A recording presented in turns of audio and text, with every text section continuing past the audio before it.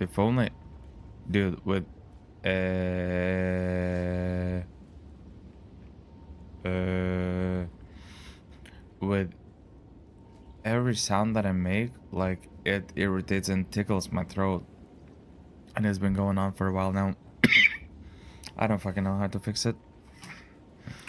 We'll try a bunch of stuff. Hopefully something helps. But yeah. Anyways, have a night van. I'm driving straight out of van in a black sedan, fast as I can. Pakistan getting chased by Pakistans. You know how I roll, bitch. I'm an avalanche. There's my shit. I'm gonna spit it how I wanna spit it.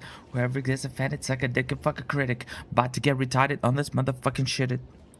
Aw, shit.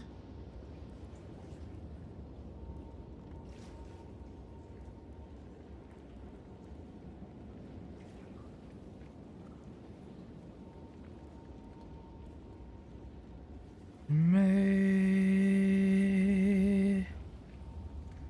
may, may not be your vain. Alright. So we actually want to do quite a few things for today. Wait, let me write some stuff down, okay? Let me write some stuff. It's gonna be like a miniature flashbang, but not really. So one, we want to do a little bit of a market research in terms of expected valuables and market economic progression. Then build refinement, in this case specifically leveling from going through acts and transitioning. Yeah.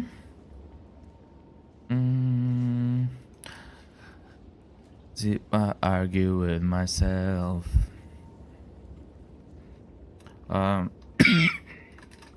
Do some campaign testing, whether it's like only first act or further, it doesn't really matter, but basically do any combination of those and any kind of research that will help us to league start better and acquire more wealth. So yeah, these are basically gonna be the goals for today. And yeah, we're actually dude, imagine that in a day and a half, like, yeah, in a day and a half it's actually gonna start. The league is gonna start.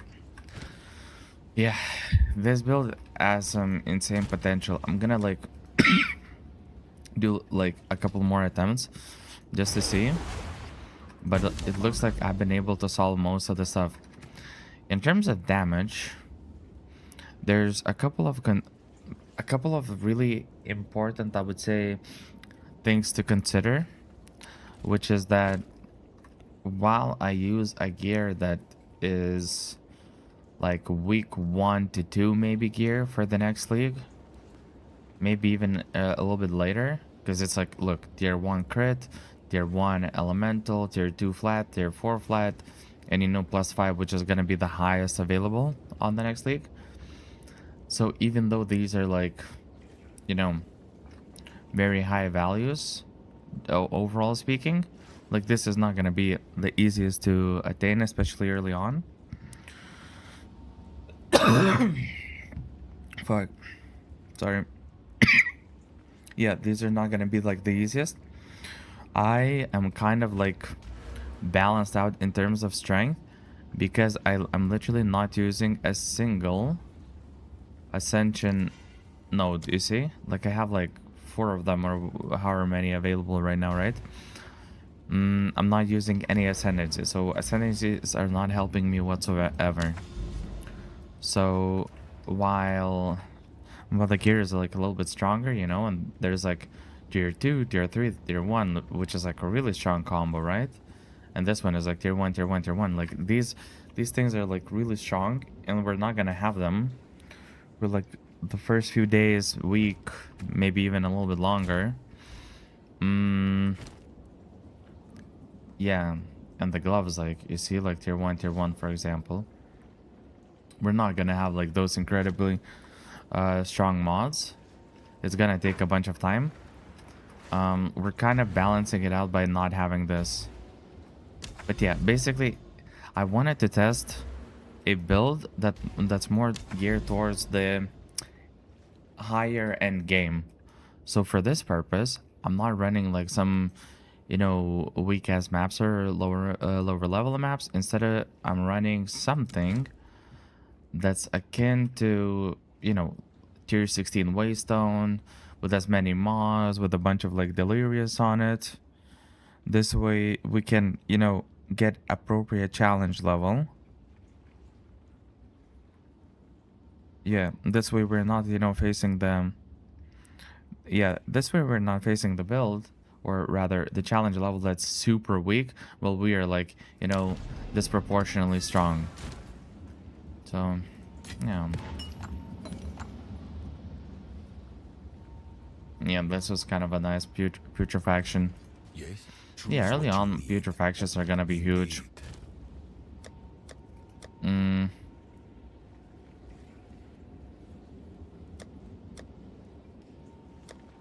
I wonder, I guess I'm gonna like dump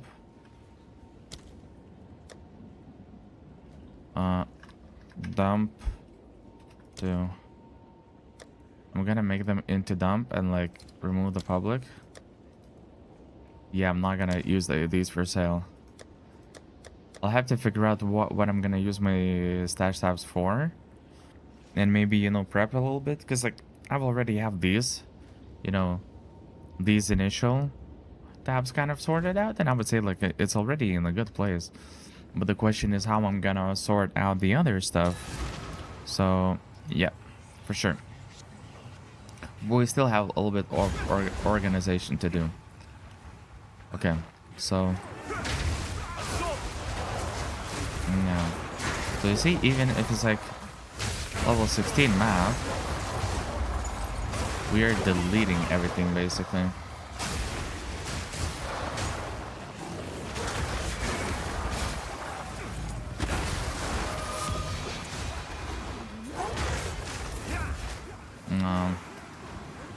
Can it not jump over the walls?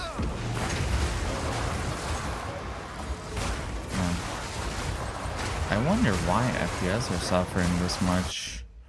Wait, let me check one thing. Because I wouldn't expect like, my PC. It's not weak, that's for sure. Wait, maybe there's just like too much stuff entered or opened, and that's why it's kind of suffering. Let me see. The CPU is working at like 70 something percent. Path of Exile is like at 78 to 80% on a really solid CPU. Yeah, the rest of the stuff is like basically non-affecting, so it's just purely Path of Exile basically. Alright, I thought it was gonna be like, maybe it's affected by the other stuff, but it doesn't look like it actually. It looks like this is handling everything pretty well. So yeah, and you see, like it's 60 FPS, which is to be expected, I guess, for one reason. Yeah, 30, 40. I wonder why though.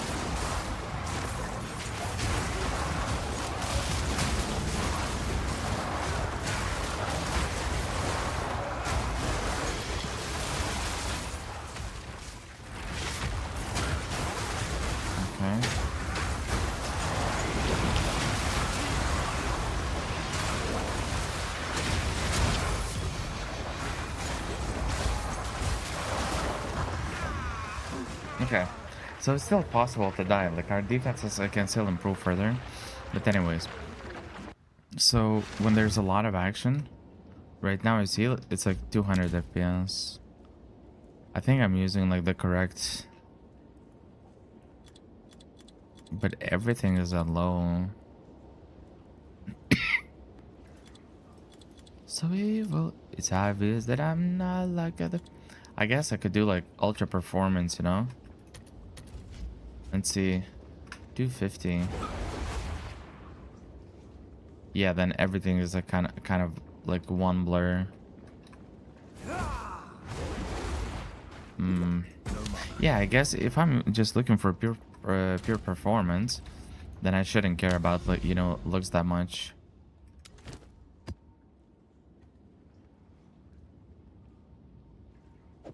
Wait, is there a rougher one? Bottom, bitch. Take it back. Wetlands. I don't even remember what the map wetland is. Belgrade hepatitis A. Okay. Yeah. Let's do this shit. Okay. So let's observe Best keep up my guard. the performance, especially. Oh yeah, I see. Everything is like hella blurry, and it's still 50 FPS. You see that? Ugh, everything is so blurry. It's probably just. Bro, I'd rather have everything clear. It's still gonna be basically the same FPS. Yeah.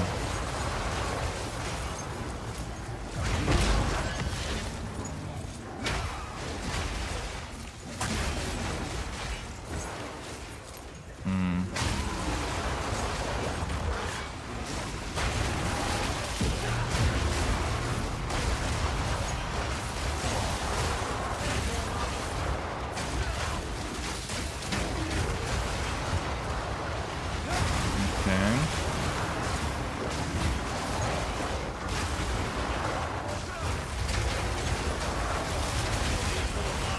Why am I not shooting those projectiles out?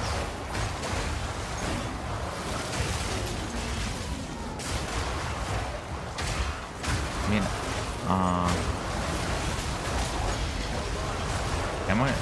don't I have the buff? Your cordyceps and unarmed attacks. Maybe it's just like not rendering, I guess.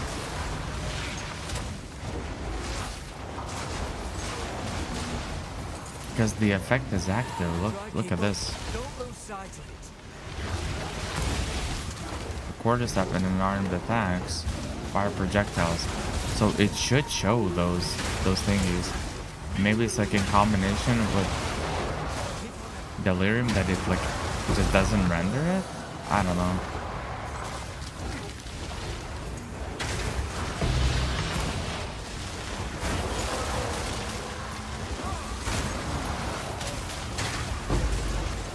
Not yet. Yeah, the clear overall is like really good. And I'm doing like the you know, the only issue is that the zone is not like 82, it's 81 right now, as you can see.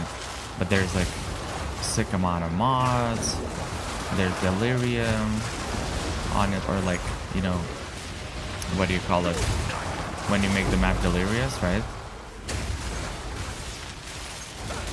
I completely forgot how do you add delirious. By putting the diluted stuff, right, on it, by putting the emotions. Well, in any case,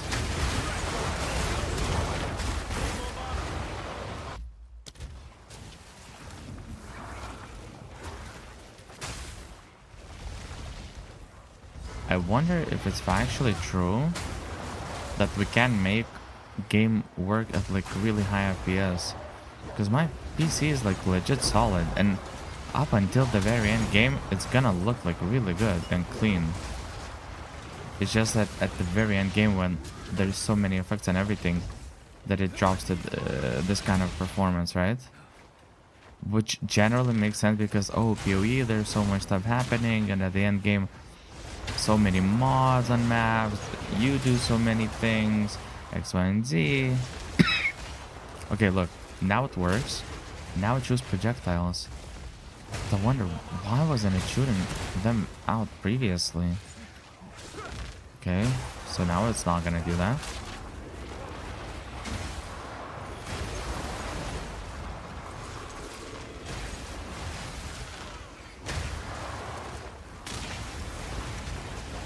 Yeah. So it had the same buff, but it just didn't shoot projectiles. Maybe there was like a headhunter buff from the mobs that I acquired that kind of denies the projectiles. Maybe, I don't know. It's like really hard to tell. That's a joke. Hmm.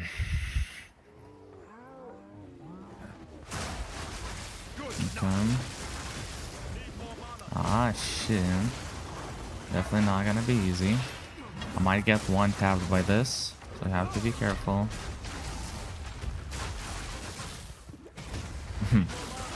By the way, I don't have like a single good, solo clear thing right here going. Yeah, it's one tapping. Fair enough, fair enough. But yeah, I didn't have like a single clear right here, so it kind of makes sense that, I was struggling a little bit. But it will be kind of solved just by the ascendancy itself. And on top of that, yeah, it's gonna be like basically ascendancy solved. And at worst, if it's not, I'm just gonna figure out like one more spell, just to be safe. So yeah, it shouldn't be a problem. What the fuck?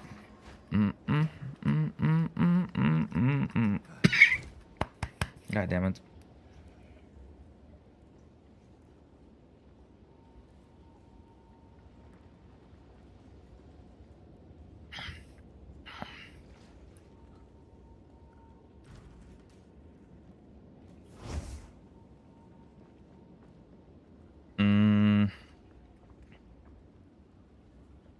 I wonder if there's like button that I could use actually.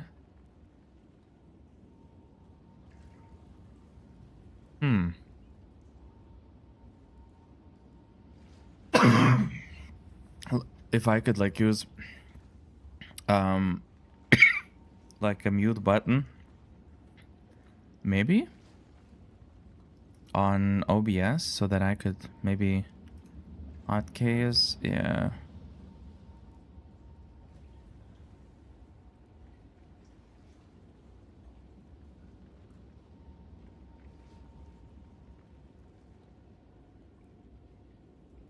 So if now it's muted and now I unmuted, yeah.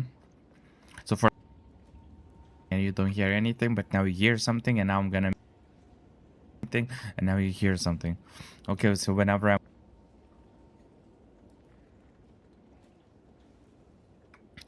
I click caps lock and then I come back, I guess that's a better solution because like, who wants to hear coughing, right? The only problemito is if I'm gonna mute myself in incorrectly unmute or like forget to unmute. But hey, we're gonna develop the instinct, okay? It's all good. So all right, so this is okay. I wanna figure out a bunch of things, which I think I will have to write stuff down.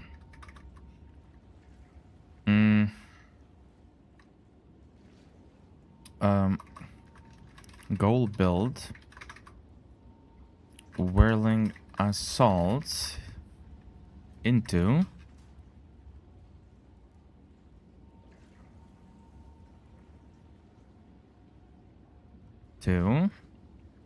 mag area 2, rapid attacks 2,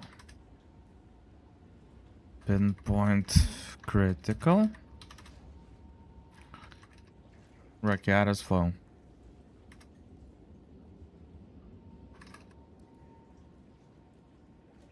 When no Rakiatas, what can we substitute it with?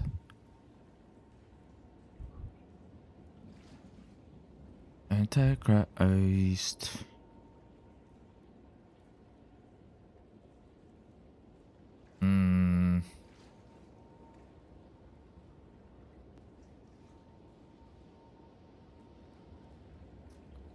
I guess we can use blind as well. It's like, it's still not bad, It's still like utility. And we're gonna use staggering palm for additional DPS. Stun.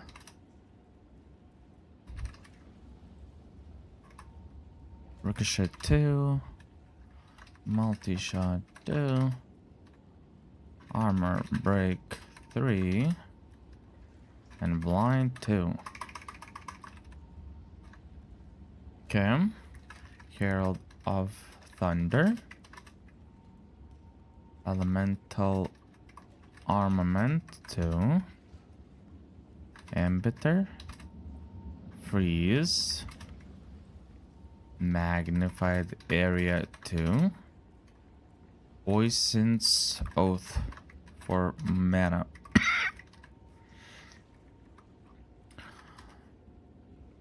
There's gonna be a chance that Poison's Oath and just in general, like 5th slot, like this, like I'll have to use it earlier to like start recouping some of the mana early. Because one of the things with this build, especially like at a higher levels of Whirling Assault, right now obviously it's, you know, corrupted, it's max, so it's like +1 level from correction, so 20 from here, +1 from here, and then 5 from weapon and 3 from amulet, which is not gonna be like, you know, we're not gonna achieve that early. It will take some days. But so yeah, look at this. Our mana pool is like, maybe we'll be maybe maybe we will be able to increase it, like who knows, right? But yeah, so for example, right now we have 800 and a little bit of mana. Look at this. It uses more than slightly more than half of the mana. A little bit of regen is there, plus, you know, combined with a little bit of ultimate mana flask, and it's okay. But the thing is, like, in order to properly function inside the map, instead of like clicking mana and then waiting, you know, spinning twice and then sitting at 0 mana and having to wait, we instead are gonna rely, for the most part, which is gonna be like solved even easier with the new runes, which is we're gonna aim to have recover 2% of maximum mana and kill 1 amulet or 1 jewel with oisins. Sometimes on rare occasions at this high of a skill level was like, you know, sometimes you needed a little bit more of an umph. But let's say in terms of progression, at some point, like when we start going into the maps and maybe using Whirling Assault, somewhere there we probably want to already try and acquire at least 1 with this stat. And obviously, you know, some damage boost or whatever is going to be available to us. And later on, grab a second one that has also. So as long as we have to recover 2 of maximum mana and kill, so basically when we're gonna head into the maps, at that point it's gonna be like, yep, like we're gonna deal with mana issues kind of effectively in my experience, because you saw like I was killing a bunch of mobs, and as I'm killing the mobs, the issue of mana does not arise, even though like I jump to them, I use the bounce sometimes, I then use staggering palm, then I do the spin, which costs 450, and our mana pool is like 850 essentially. Like it seems like it's an issue, but it's not really, you know. So yeah, we're gonna be able to utilize that without any issues. Yeah, our resistances. Wait, am I supposed to have like fully? Yeah, I guess. Keep in mind that this is like a headhunter. In headhunter, we're most likely not gonna have for a while, so we will have way better resistances because we're gonna be able to utilize belt slot, I mean, for improving our basically resistances to a significant degree. So yeah, this is gonna be like pretty good. I don't know, the progress of the build is gonna be actually pretty nice. Herald of Ice. I'm just gonna write down like a bunch of stuff. Mental Armament 2. magnified area 2, shock, blind 2, Uruk's smelting. I don't know, I was just like trying to find more utilities that can help. And we're gonna use, so basically these 3 ones are gonna be the spirit gems that we're gonna naturally use with our build. And the rest, like Ghost Dance and maybe some additional one, it really is gonna depend. Like early on, we'll have like naturally 100 spirit, right? So we're gonna implement these 3 spirit gems. And that's already really good. Like this one I have active, but I don't have really any, support gems or anything inside it. Like it's whatever. We might as well even, just disable it and that's about it. It's completely fine. Like it's not a problem. And we can just use Wind Dancer and it's gonna be more than fine.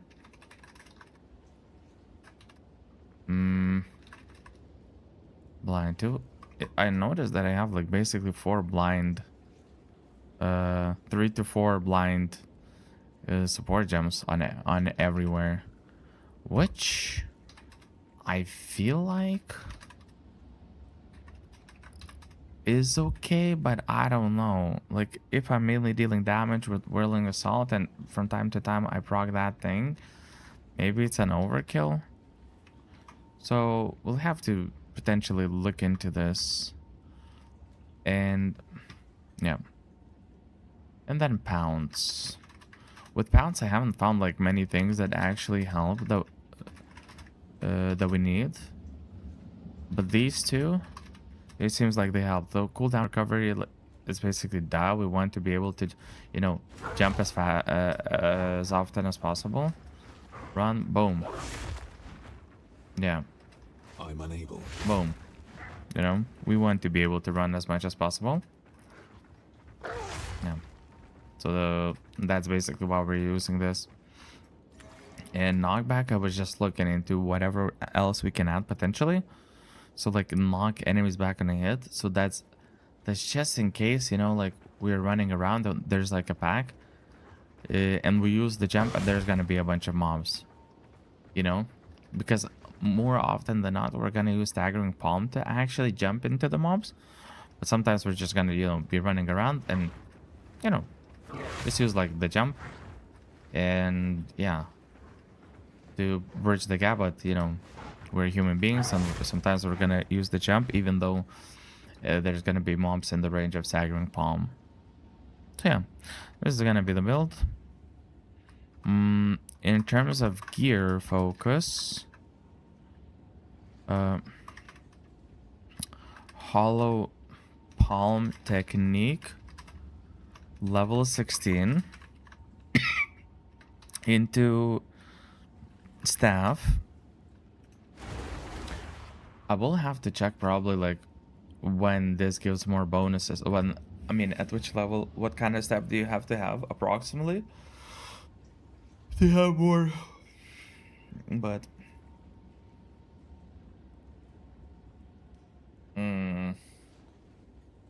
yeah, definitely we'll have to look into it. Can we?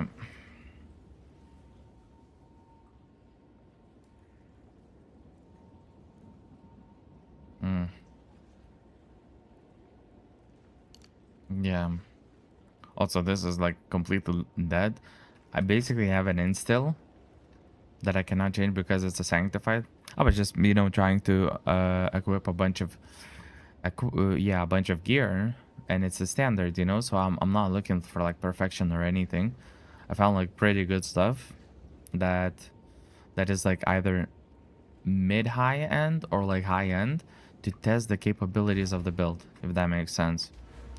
So, why is there like almost like half as much FPS in here? That's interesting. Well, whatever. So yeah, and it had Kite Runner allocated, and since it's sanctified, I cannot change it. And sanctification is like, it essentially only helps staggering palm when we have when we have the, what do you call it? Bruh, how is it called? Right, I forgot. When we're using Whirling Assault, right, to basically proc the staggering palm projectiles. So when you have the buff stacks, then you can proc them with Whirling Assault. So that's the only moment where it's helping, but otherwise it's like 3% movement speed. And it's basically we're missing out on more. We're missing out on more, way more, rather than gaining. And still, we actually, yeah, that's a good idea. I never thought about like what kind of instill we will prefer having, and we can literally look at the whole tree. Hmm.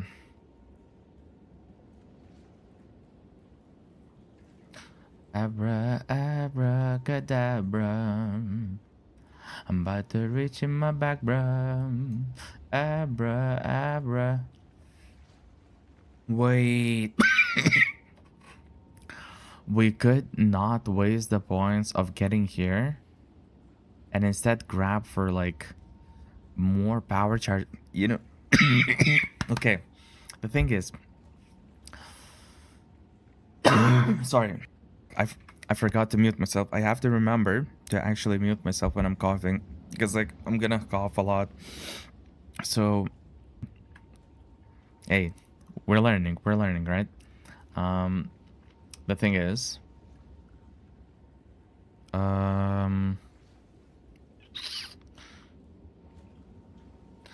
for very end game, when we're gonna have like full ascendancy, we're gonna want to use the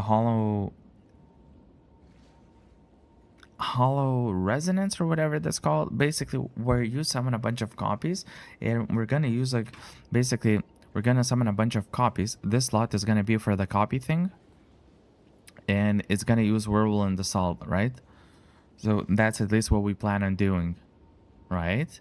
So, and since we're planning of using Whirling Assault with that, you know, multiple copies, and hopefully that's gonna be enough for like single target damage, and also why I'm in particular focusing on doing the copy thing it's for one main part is because I'm gonna go rituals. I'm gonna go breaches. I'm usually not gonna be having those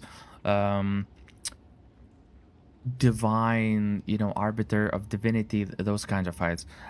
There's still gonna be bosses. There's still gonna be like map or ritual bosses or whatever, and sometimes over bosses. But it's gonna be more often than not so map bosses. So it's like they're not the highest version, but especially in rituals, there's gonna be many of them. There's not just gonna be one, especially like, you know, if when I'm gonna get to the stage when I'm gonna, you know, progress through like each and every single step, and then I'm gonna reach the step when there's gonna be like 5 map bosses in one ritual or whatever, or like in one map in one place. That's why, you know, Whirling Assault, because there's multiple bosses, and to do a lot of DPS in a big ass area, and it's not like just one singular dude that you have to just, you know, smack down. So hence, for us, it's gonna be important to be to be able to generate a bunch of power charges. And right now, with our build, we can generate in total 3 charges, right? Yeah, maximum power charges 3. But when we consume power charges, when we're gonna consume power charges, it's gonna be +1. So let's say we generate 3 somehow, and then we use this channeling spell, it's gonna count as if it used 4 power charges. But if we have a consistent way of generating power charges, for example from the gloves and from the ascendancy itself, and I believe the ascendancy is gonna give us a chance to do so, right? Wait, let me check. If I recall correctly, it's gonna be this one. 10% chance when you gain a power charge to gain an additional.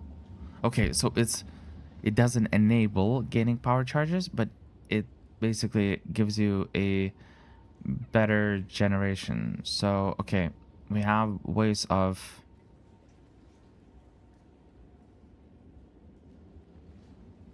Right.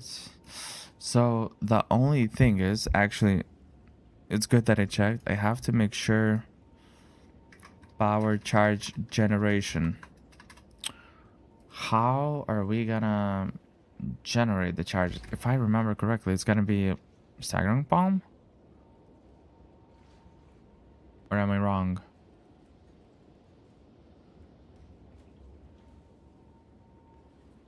Or wait, is it one of those spells? I genuinely forget. Oh, wait. Way of the Stone Fist? POE 2? I think it's gonna be this one. To gain power charges on critical hit. So it's gonna be like 20% or something to gain power charges. And we will eventually get to the state where we are gonna... Okay, I'm gonna show you. Our crit is gonna be 95%.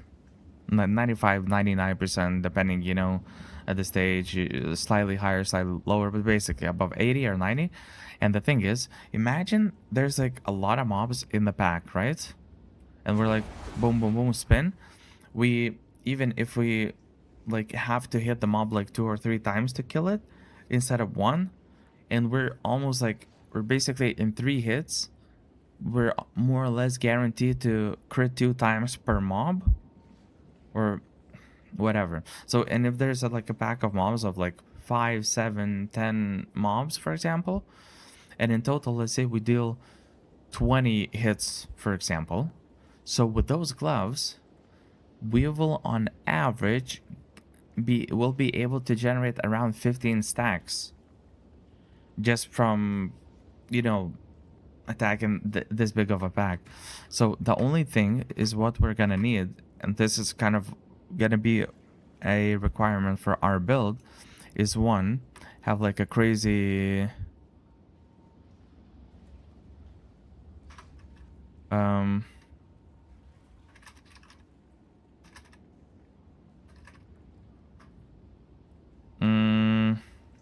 yeah, so basically, since we're gonna use those gloves, right? Right, did I actually close that page? I'm retarded, no? A little bit. It's okay. It's okay, no problem. Way of the Stone Fist POE 2. And POE 2 DB. So that we are gonna go into the modifiers to check the modifier list real quick. And I'm gonna show you one funny thing.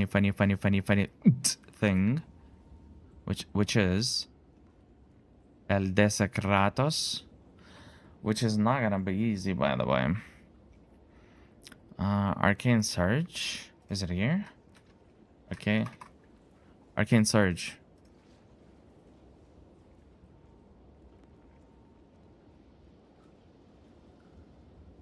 Wait. Wait, how did they get... I thought it was gonna be from...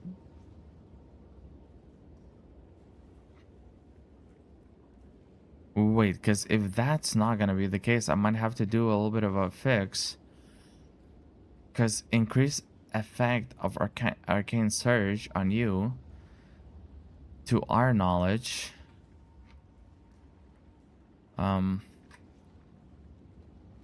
To our knowledge, this has to be the one. Chance to gain Arcane Surge. Chance Arcane Gloveza. Wait, is it gonna have to be... Maybe it has to be in gloves. Oh, yeah. Okay. It has to be in gloves. Okay. So we're basically gonna have to use... Because, okay, yeah.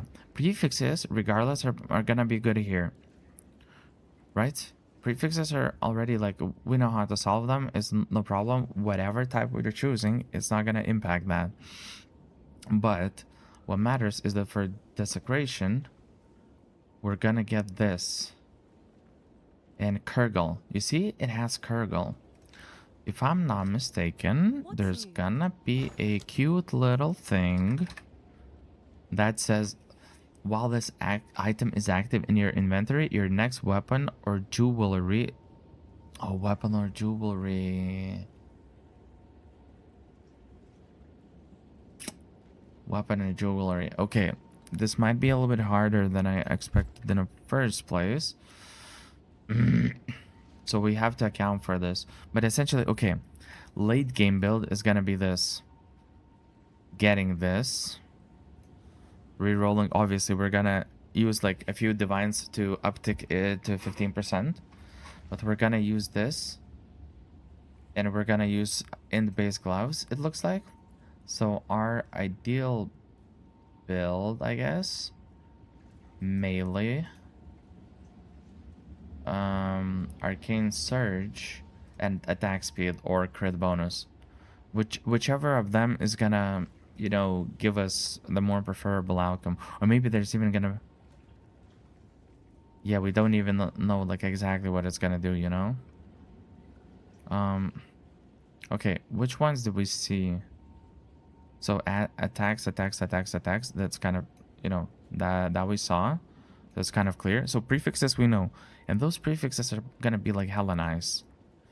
So basically from rings, yeah, from rings and from weapon, we will prioritize getting like insanely like as high as possible flat damage increase. Yeah, that's what we're gonna do essentially. Then we're gonna do this thingy. Increase attack speed, chance to gain onslaught. To critical, yo, if this would be the case, so we're definitely gonna see what other mods we're gonna want, but we're gonna for sure want, yeah, we're for sure gonna want the gloves basically with that thingy. The only thing now that I'm realizing is this: what we will have to solve before we can get gloves with desecrated arcane surge for our charge gen. Okay, we have to figure out how to generate them. This is just boosting stuff. This is just swapping what you gain instead of what. Increase power charge duration. So it's just like how long it holds, right?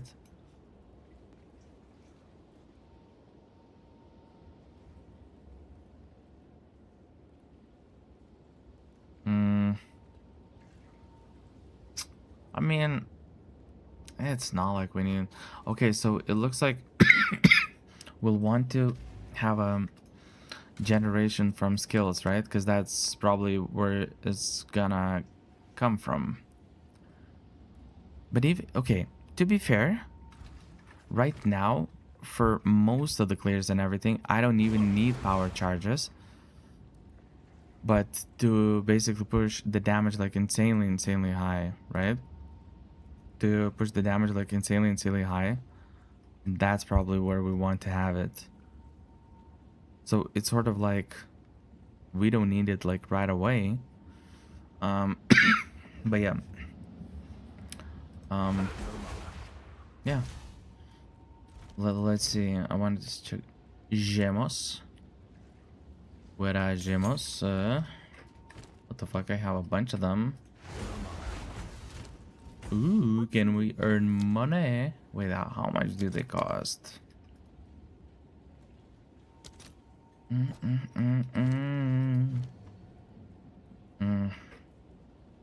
Power. Okay.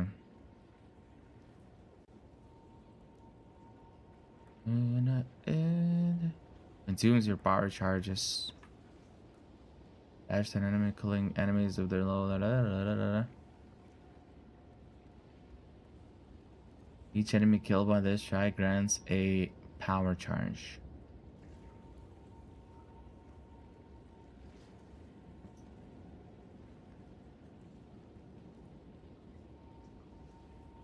Okay, so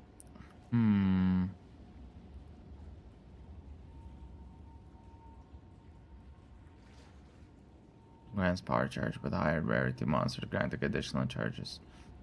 Right. I think we'll actually want to use this then, at least temporary, you know, until we can get the gloves. Because when we're gonna have like a high crit chance, and we're gonna have gloves with that specific mod, then it's not gonna be a problem because we're gonna use AoE thing. We're gonna proc, you know, crits a lot of the times. We're gonna generate a bunch of charges. So yeah, it's definitely not gonna be a problem. So killing Palm is one of the ways, right? Power. Wait. Power charge.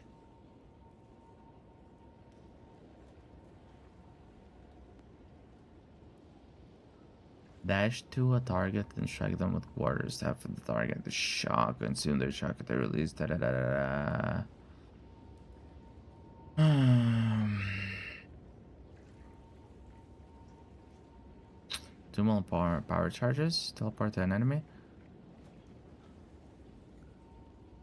Okay, so killing Palm. So basically, okay, I see what's going on. So we will. It looks like we will have to use this. Okay, but that's good. That's good. That's good. Killing Palm. So killing Palm is actually a thing that we will want to have. Yeah.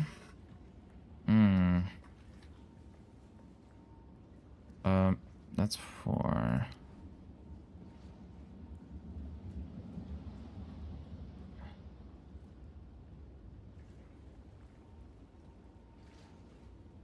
Yeah.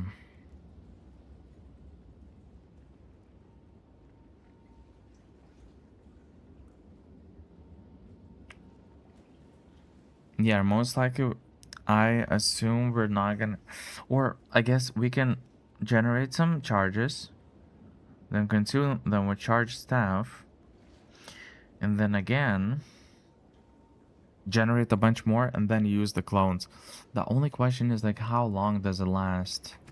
Does it say how long does it last? Because that's like significant buff per power charge. Per power charge. So we can get effectively. Wait. I think I'm reading this right.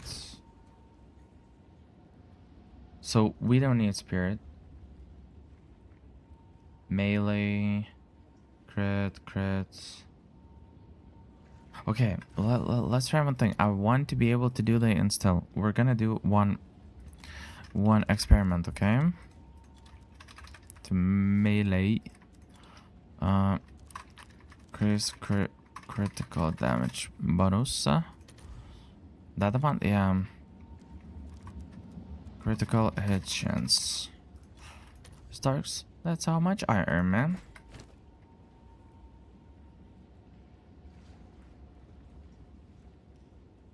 35. Okay. And sanitize your hand. Bruh, Eminem is so crazy with the rhymes. Okay, so look. This is literally what I'm looking for. Bam, bam, bam. Bam, bam. Yeah, it's basically same replica. It's just that it's a little bit quality.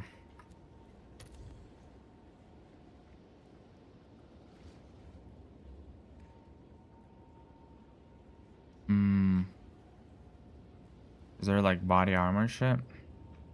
Okay, whatever. Then I'm gonna just grab this. It's whatever.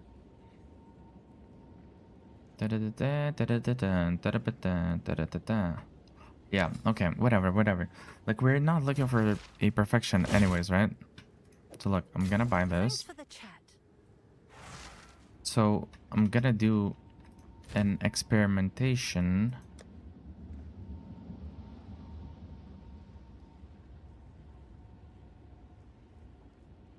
Wait, I'm tripping. Okay, yeah. First I have to check. Where was it? Can I recall? It was the circular thing. Yeah, this one, overflowing. Isolation, envy, greed. Mm-hmm.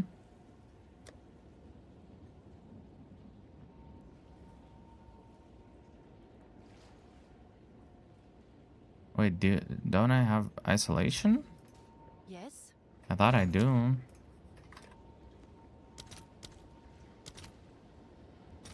Okay, but this one is gonna be Alright, more your order is benefit. registered. Isolation, envy. Okay.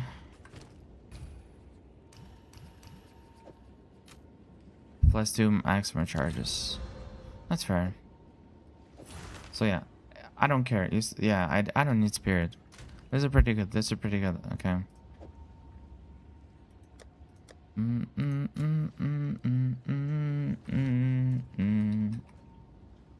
Um.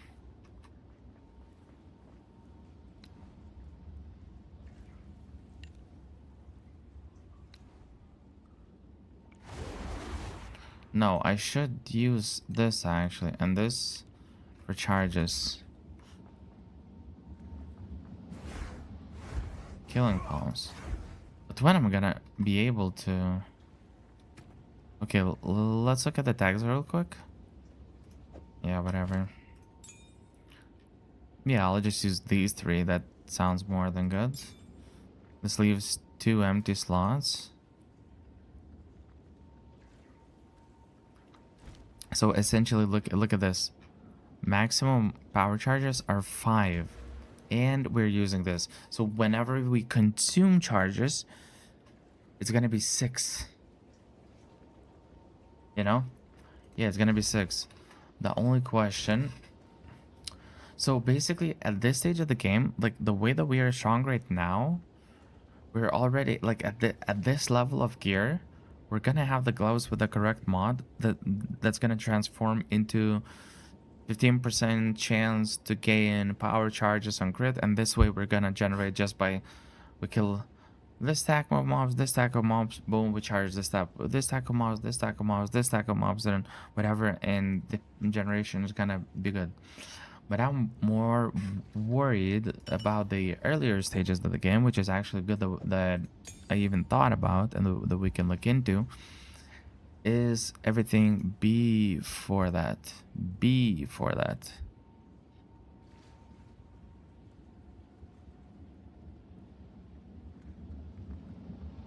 Yeah, it's actually everything before that. Before we're gonna be like strong or wealthy enough to get those gloves. I mean, I'll try to get them ASAP.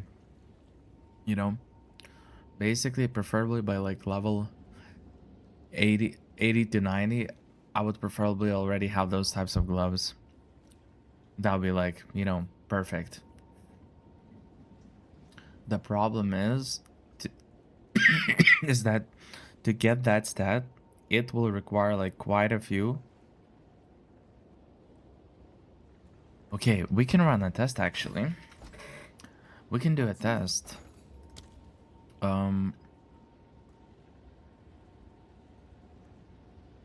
Abyssal echoes.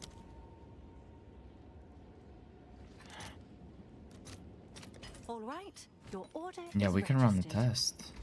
Have an order? What the? Okay. Okay. Then we take literally any kind of gloveza. Gloveza.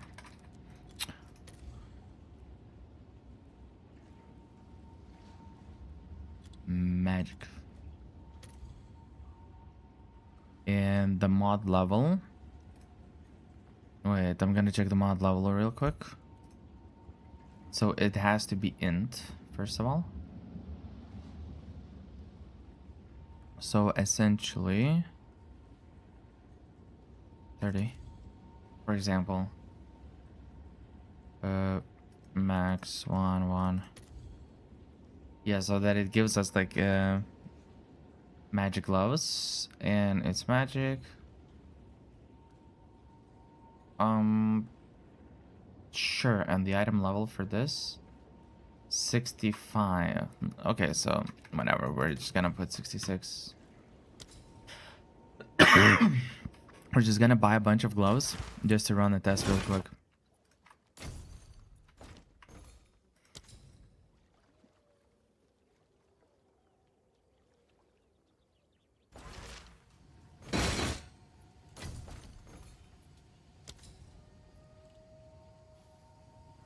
Because basically what I want to see is if there's like a pattern to how often it dips into desecration mods instead of the regular mods. And if there's a way to influence that we are getting those. So we're gonna do it with, I don't know, with as many gloves that we can. Yeah, because the thing is, I'm doing it the cheap way, and by doing this,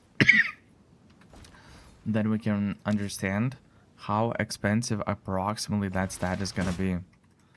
Obviously, sometimes it's gonna land faster, sometimes not, but I want to understand approximately on average how many times we're gonna have to do this, meaning how many omens of light are we expected to use when we'll have the desired gloves, like basically the very good gloves that we would want to have that mod on. And yeah, if it's like, you know, insane like prefixes and maybe even one good suffix, at that point we're like, okay, this is where we want to put that mod and use those gloves long term. Maybe not the best in slot yet, but already we want to invest in them like long term. It's so for our build specifically, it's gonna be a big investment to get most, like, I'm guessing, I don't know for sure, we're gonna test right now. So it's gonna, yeah, so I'm gonna buy an additional one. What's new? Oh, Fine. it's you. Sure. Let's see if there are any Uh-huh. takers. So yeah, this is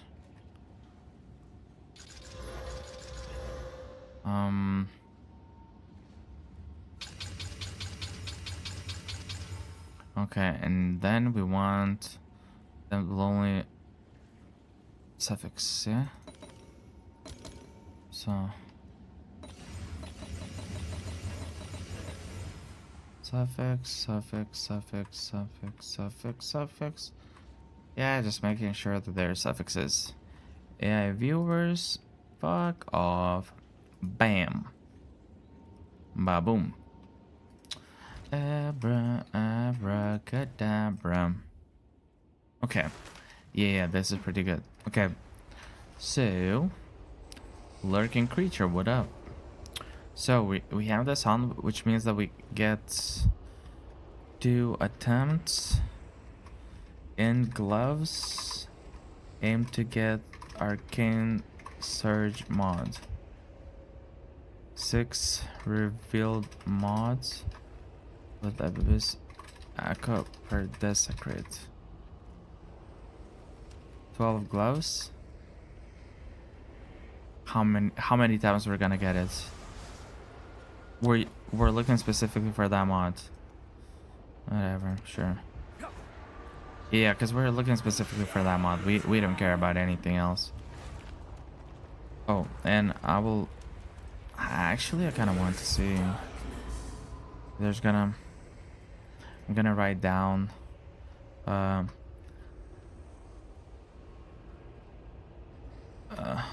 mods desecrate mods. Okay, yeah, I didn't check this one. I didn't see. Fuck. So increase attack speed, intelligence, and strength to dex. So it's 2-1 basically, because this one is the Yeah, it's from the desecrated.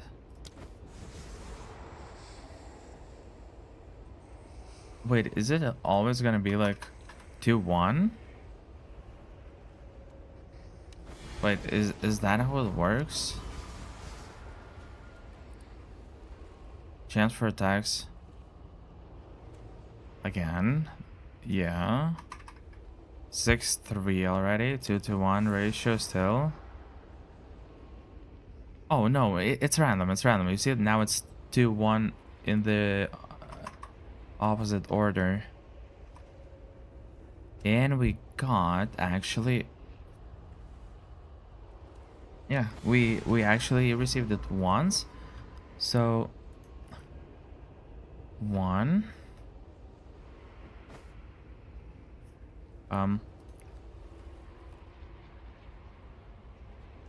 And I'm gonna write down in which window we got it, because sometimes it's gonna be the first, sometimes the second.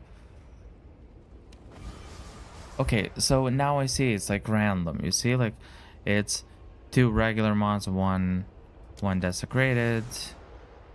Now it's two of those and 1 of those. And for desecrated mods, there's wait 1 2 3 4 5 6 7 8 9 10 11 12 13 14 desecrated mods, and 1 2 3 4 5 6 7 8 9 10 12 13 14 15 17. So in theory it should be slightly favored towards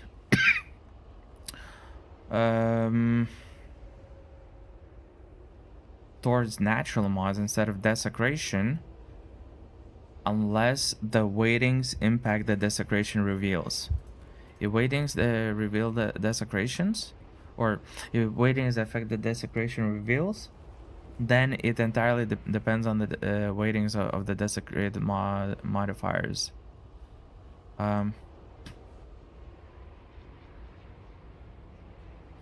Are desecration reveals affected by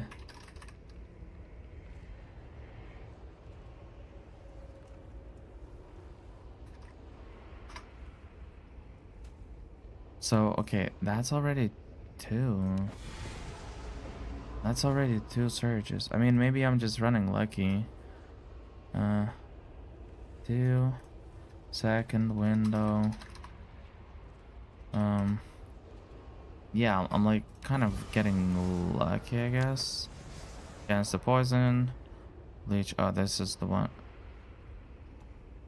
Last night I left Hickeys on the neck.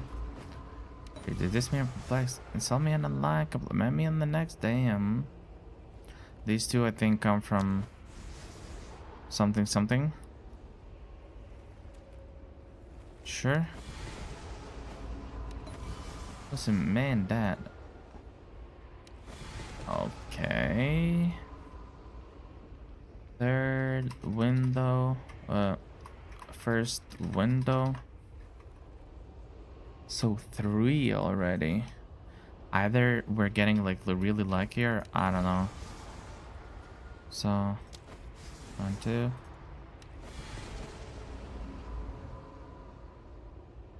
Wait. There is no way though.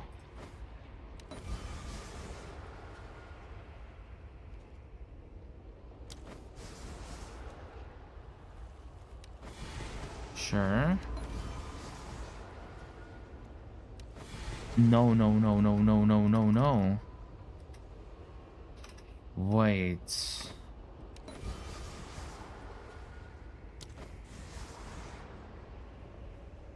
Is cast.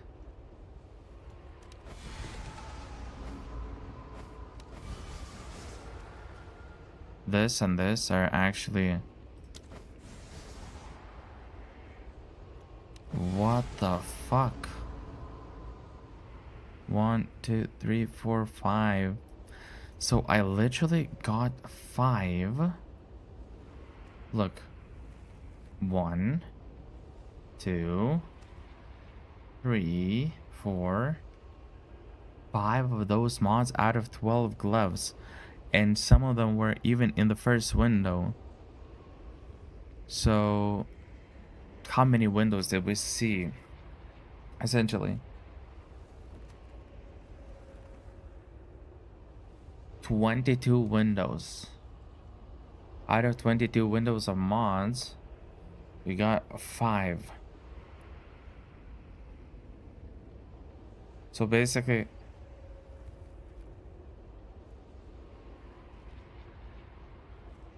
so it's almost like per 2 attempts you're gonna find one, or just to be safe, I would say per 3 attempts.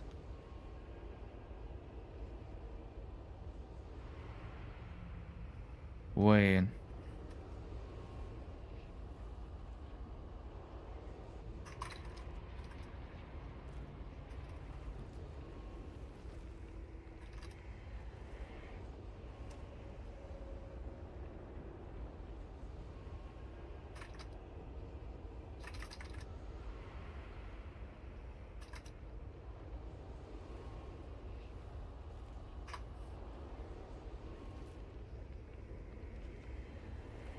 Yo, Thurlow, what up, how's it going? Dude, I'm running a test right now, which I think you will appreciate, and you might want to know this information. This may not be relevant for absolutely every single build, but I think for a decent amount of monks who will be using the way of the leaking your leak start tech. Wait, what do you mean? What do you mean? You mean hunting for this mod?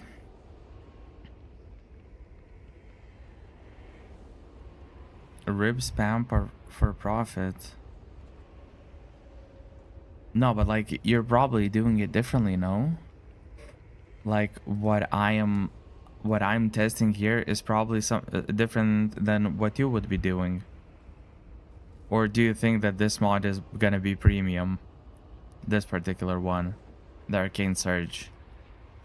Essentially, what I was doing right now is I was trying to test how often we're gonna see.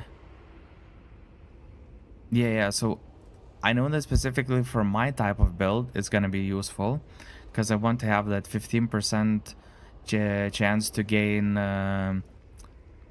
power charge on critical, right? On critical hit. So for me specifically, it's gonna be valuable because then I will be able to remove Killing Palm and not use any kind of spell. Literally just have what do you call it? Critical hit chance close to 100, and per 1 whirling assault in a mod pack just basically generate 5 power charges. Like it's not a big deal, you know, and constantly be like at topped out power charges. So yeah, so I was wondering how often we get to, you know, to actually see this particular stat. And to my findings, in 12 gloves, I've seen it 5 times.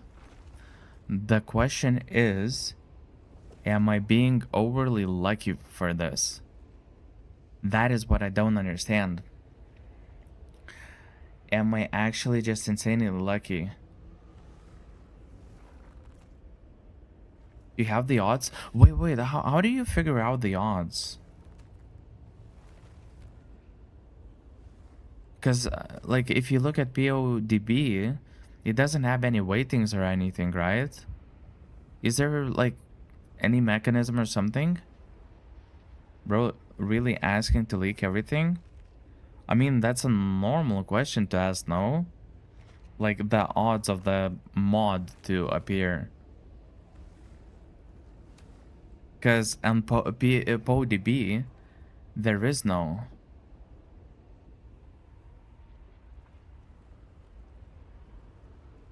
Unless you were like using craft of exile and did the reveal like 1,000 times or something.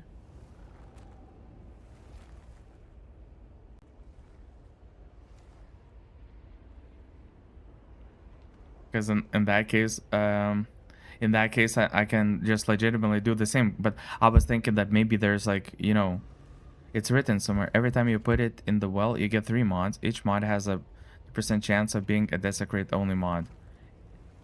Every desecrate mod has equal weighting. Oh, okay. So basically, per 2 windows, you will on average see 3 mods. Let's assume you're using Abyssal Echoes because it's a better, you know, better.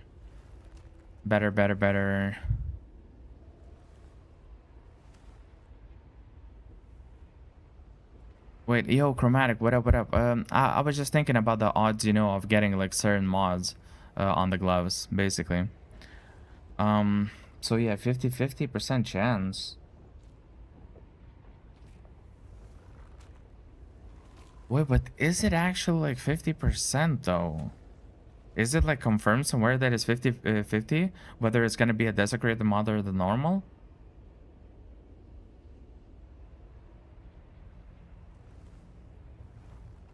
I'm looking at, yeah. Sadly, like PODB like doesn't have the thingy, right?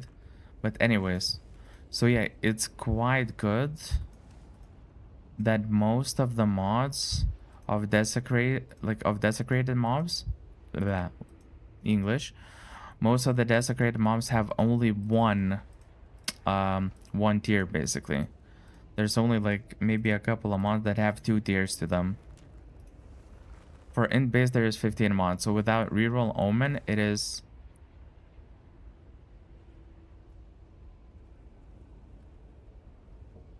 yeah.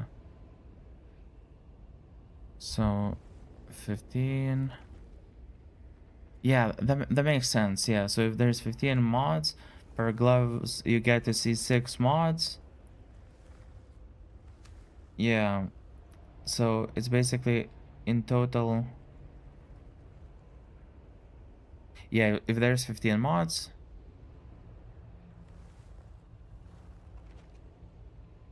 essentially you need to see 30 mods in total to get one of each on average. Yeah, that's fair. That's fair. Wait, okay. Yeah, I'll have to look into Craft of Exile. I haven't gotten to that step yet. Maybe I'm being slow, but I'm doing it like one step at a time. But yeah, basically. So yeah, that's cool. Not trying to leak or anything. I was just, you know, practicing for my own self. So, hey. Yeah, so it's in oh goddamn. So 5 of those per 12 gloves was actually lucky. So in theory, I should mid to or like, you know, at the later stages of the game, I should expect spend to 5 omens of light on average to get that mod. So it's probably gonna be better to do it like in the reverse order. Wait, so yeah, definitely for like later stages of the game, I will be like first probably trying to craft, you know, like the prefixes and get like tier 2s, tier 1s, and only then do the desecration. If like most of the mods are like, you know, high tier and the kind of mods that I want, and only then apply desecration and use like an average 5 omens of light to get that mod finally. But I wonder for earlier stages of the game, would it be better? Yeah, a good thing to solve. But anyways, the idea is like, idea stands stands the same. So yeah, and also I'm really curious about like all of the mods, like all of them, what they are gonna transform into. There's a decent chance that I will have to literally pick until GG gloves, just buy okay gloves with an open suffix and slam rib. Yeah. Yeah. Or just, you know, kind of like slam a bunch of stuff by yourself, and in case you hit like a bunch of good mods, then try to slam a rib. But yeah, that's fair. That's fair. Yeah, because like Omens of Light, I mean, I guess it depends also on the stage of the game. But generally speaking, yeah, Omen of Lights are not like cheap. They're gonna be like 5, 7 divs, 10 divs, 12 divs or whatever. So yeah, it's not gonna be very cheap to like re-roll. The gloves are gonna have to be like really, really good for it to be worth. Like actually really good to offset. Yeah. If you will be expected for the desecrations to basically use up around like 20 div, 20, 30, 40 div or whatever the current price is gonna be.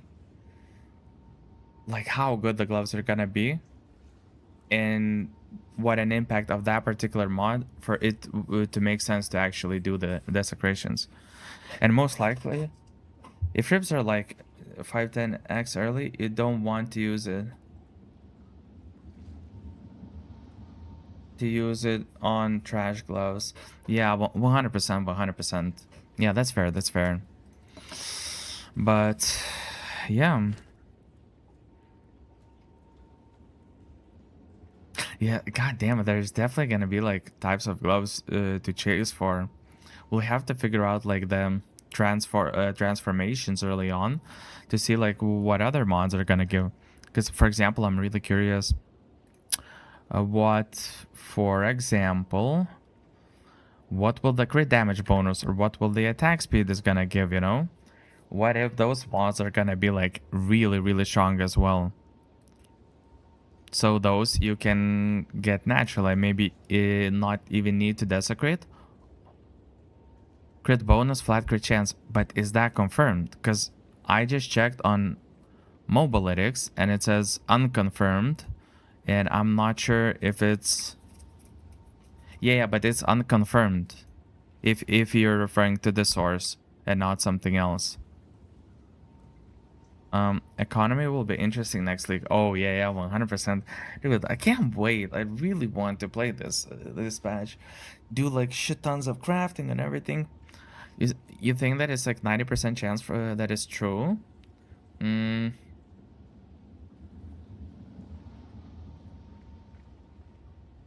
I mean, it would make sense. However, like, I mean, I'm guessing this information is not like it's not data mined, right? It's like an educated guess of what would make sense for it to transform into.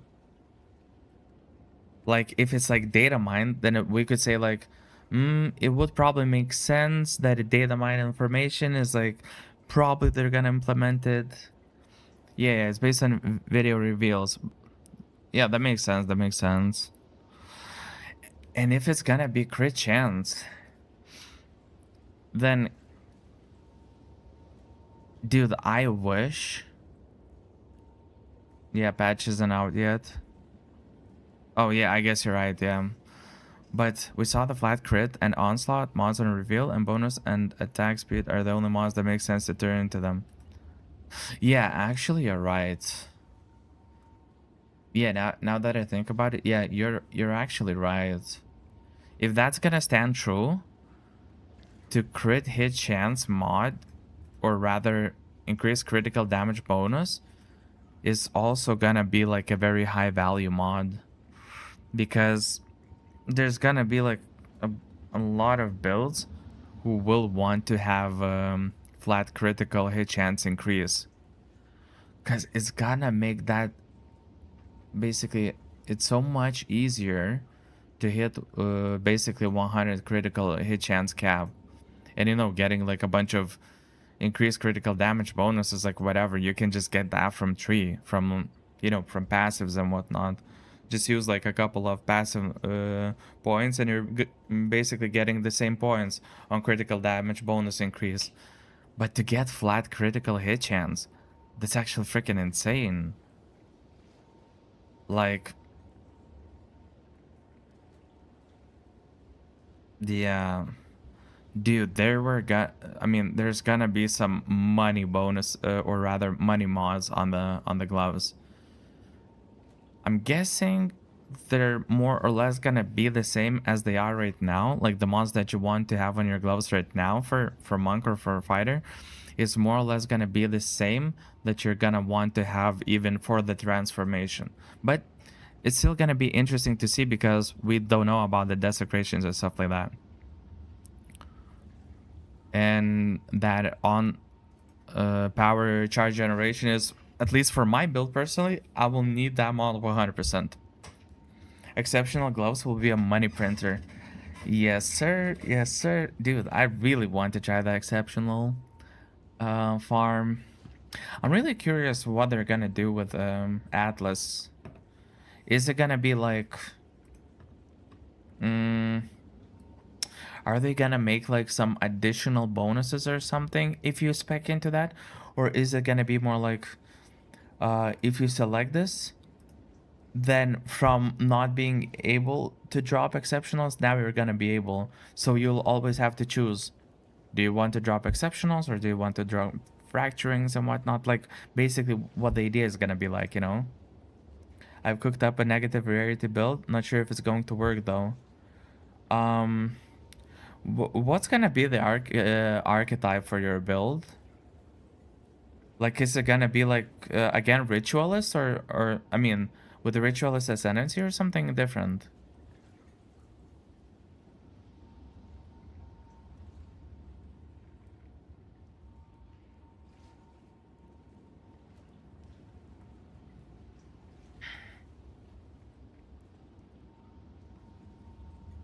Wait, yeah, ritualist was with 3 rings, right?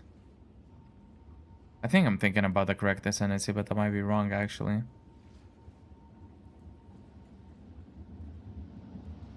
Hmm.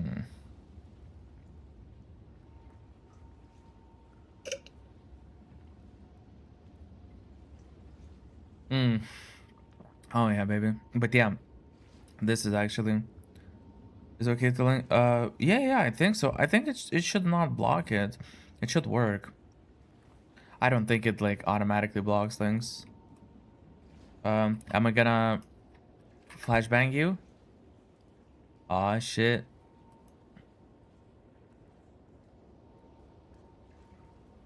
It didn't work.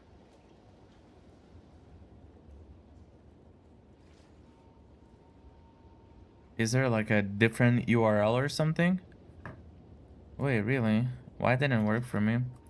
Wait, let me try again.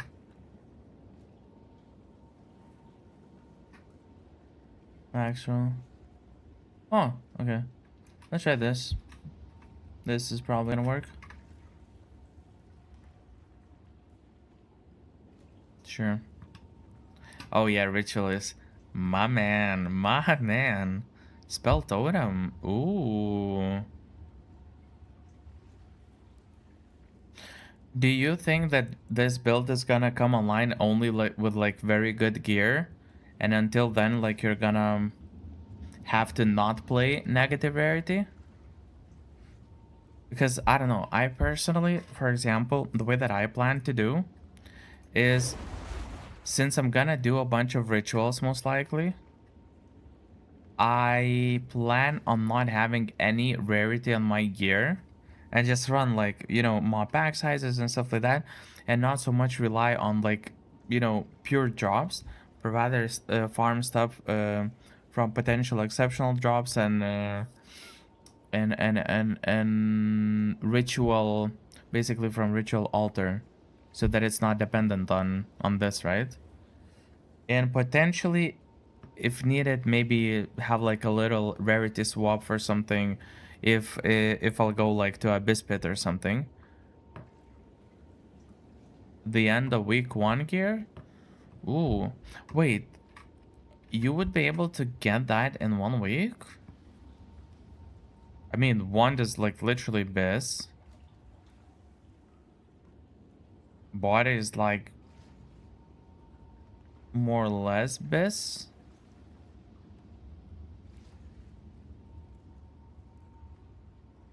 Wait, would you actually be able to achieve this in 1 week? I mean, I have no idea like how much these things cost usually by what time. I know that you guys can make like a bunch of money and like a lot of money early, but I'm just not sure, you know, how much that is. Hmm. What? I mean, it's literally like T1 rolls for the most part, right? Except for the maximum mana. But the rest is under 1. The economy is a skill, and week 1 is plenty of time for skilled players. I mean, Thurlow has definitely some stuff going for him. He makes juicy profits, to say the least, from what I know, from the crafts that I see. Yeah, from the crafts that I've seen him do. So yeah, I wouldn't be surprised that you would be capable of like getting most of the, you know, basically biz gear or like primary tier 1 mod role based gear. Yeah, I wouldn't be surprised. That would, like, you know, it would be impressive, but I wouldn't be surprised. Also, by the way, Thurlow, are you gonna play like with other people? Because I was wondering, at least in the last, I don't know, however many days or even weeks, I don't think I've seen 9 lives online or even streaming, so I'm not even sure if he's gonna play. I'm assuming that he's gonna play, and I'm expecting that he's gonna play, but I have no idea about him, like what's going on with him. And I think you two guys are usually playing together.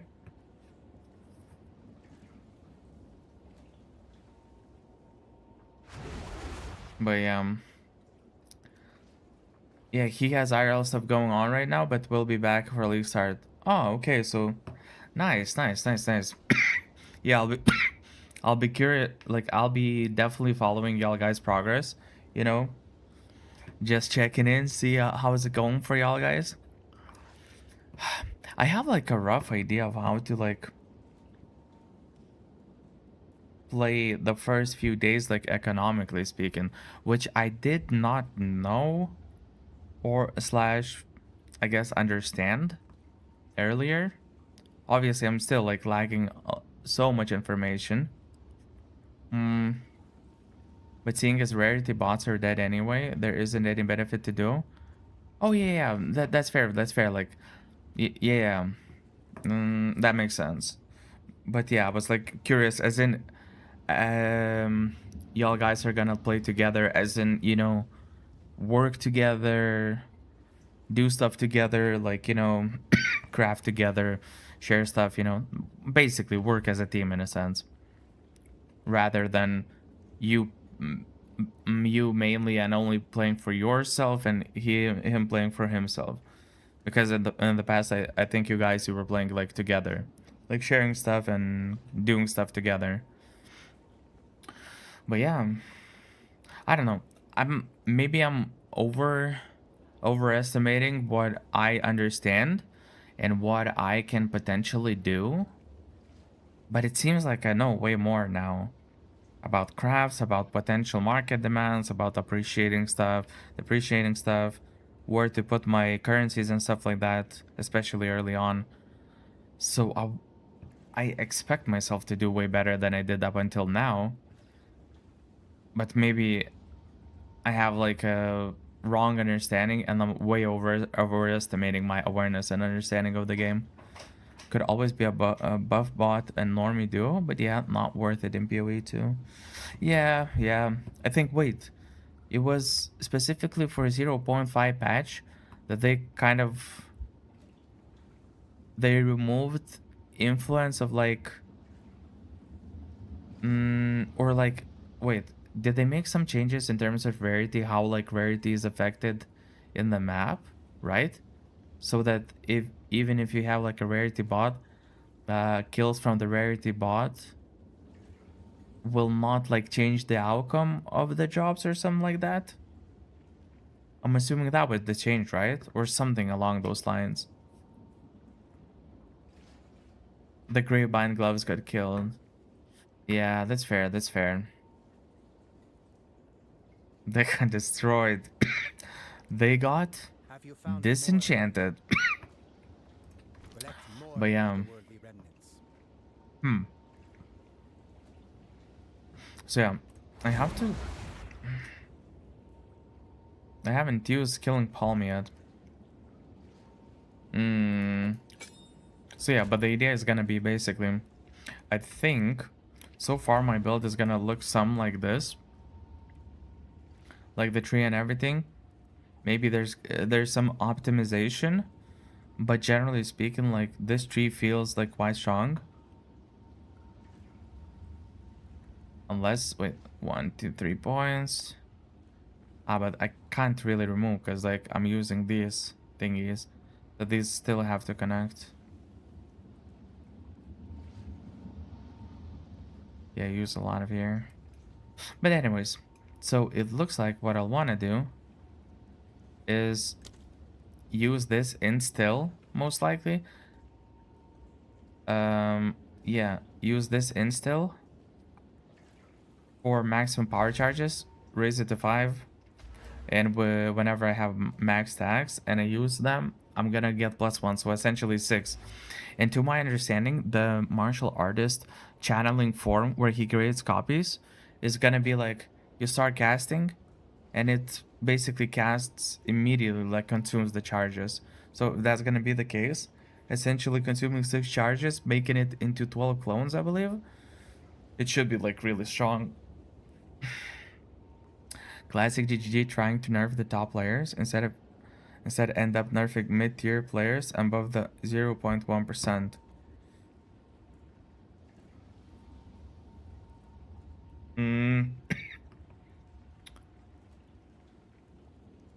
Wait, why would you say that was like way higher of an impact on a mid-end or mid-tier player rather than like high-end? Rarity group play is still possible in a good group, but you need to be super far ahead to take advantage.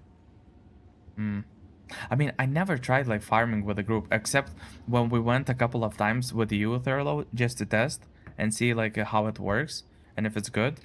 I haven't ever played with anyone else, so I have no idea like, you know, how good the group farming is or like how it works in the first place, generally speaking.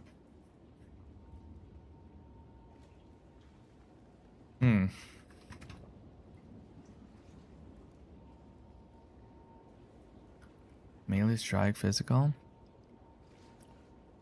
Or what? Killing column. But even without gems, it shows like very high damage. What the fuck?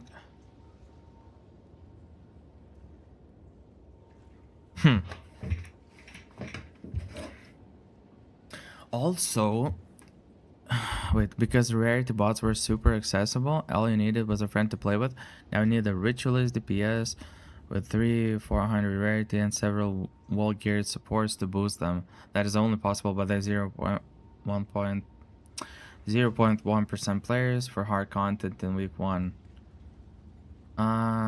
Okay, I see what you mean now. Yeah, that yeah, that makes sense. I mean, that's fair, I guess.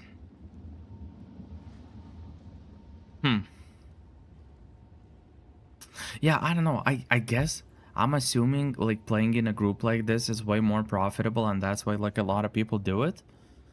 Like it's way more revenue, so to speak, than doing it than playing this game solo.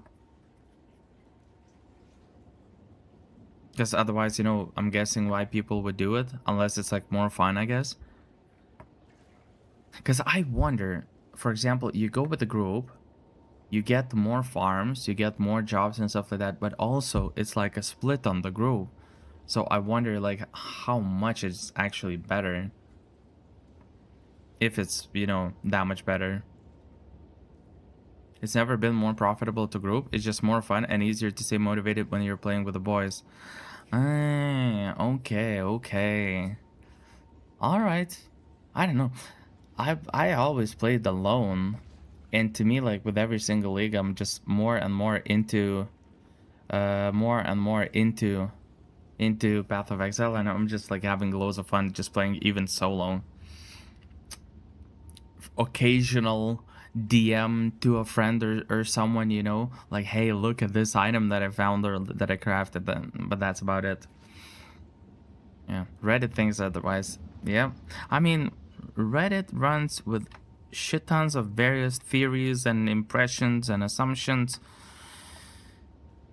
And a bunch of times they're just fucking stupid, I guess. But it is what it is, you know? I don't know. It's Reddit, I guess. What else do I expect from Reddit? Dash to an enemy. Them. Calling enemies if their life is low enough and performing conditional. They need excuses why they struggle for 100D when someone has 100 mirrors. Yeah, 100%. 100%. I mean,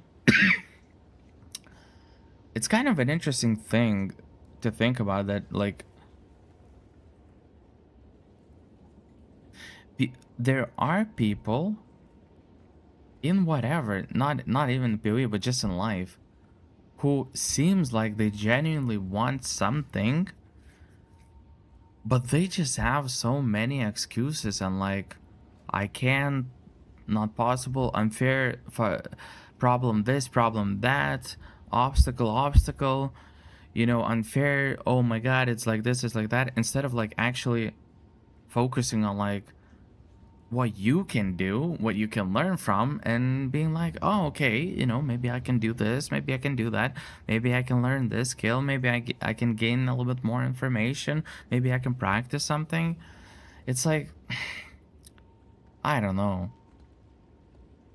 But again, it's like also, it's very easy to create like a wrong impression from Reddit, because Reddit is like, it's not one person, right? It's like an amalgamation of like thousands and thousands of people.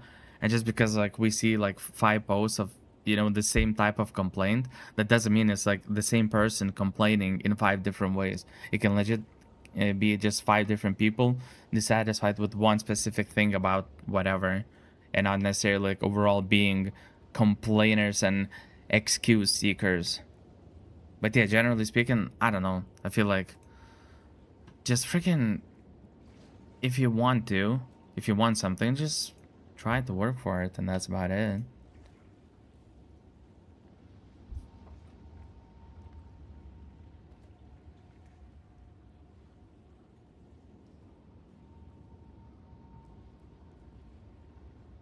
But anyways, yeah. I really want this league to start ASAP. I really want to start grinding and doing this shit and just freaking going all in, doing crafts and whatnot. But there's a little bit of a preparation actually to do. I have to I have to still do a little bit of prep. Not much, but a little bit.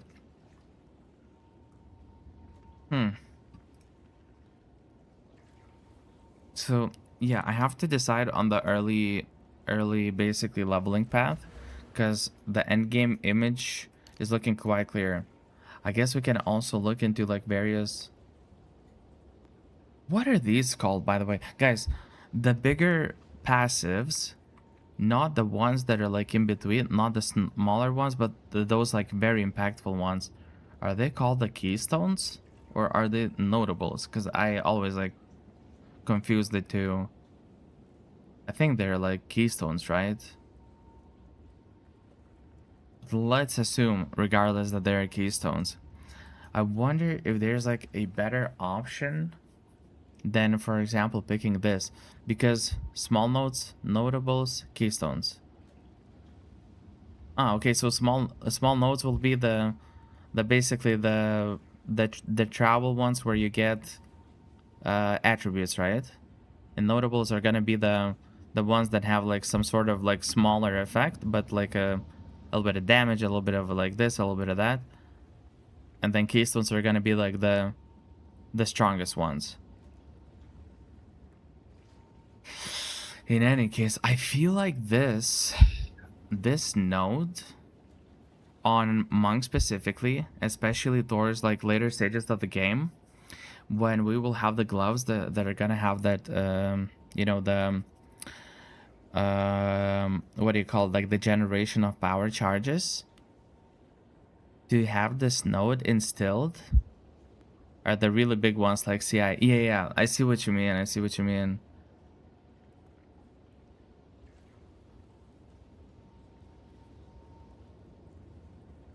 Oh wait. So for example, this one, Eternal Youth, is a keystone. So this one is a keystone, but this one is not.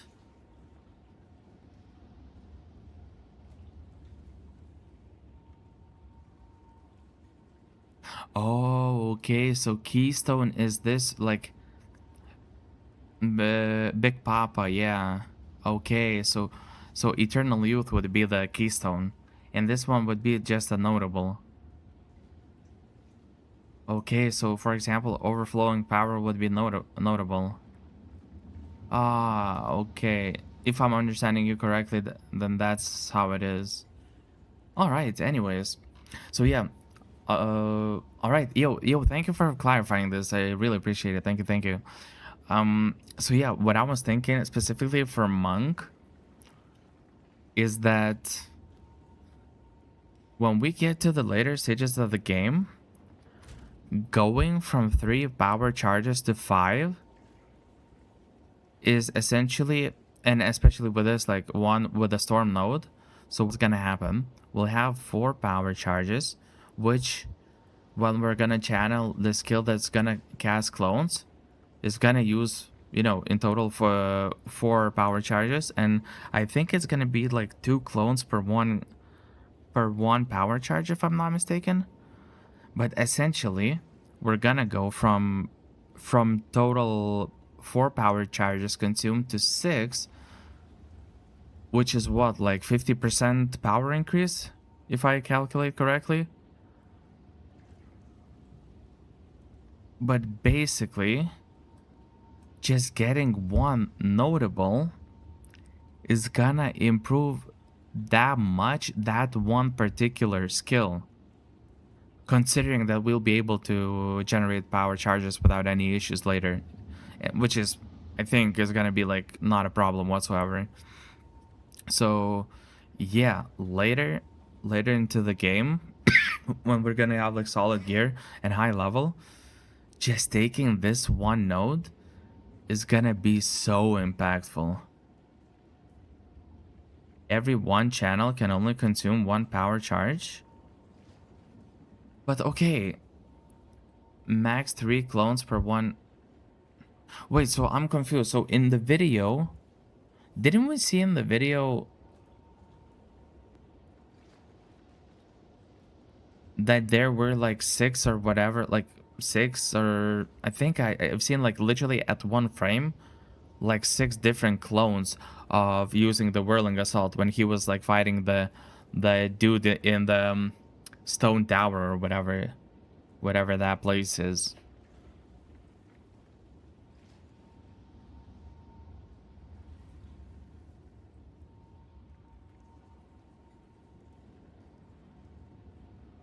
Wait, can you?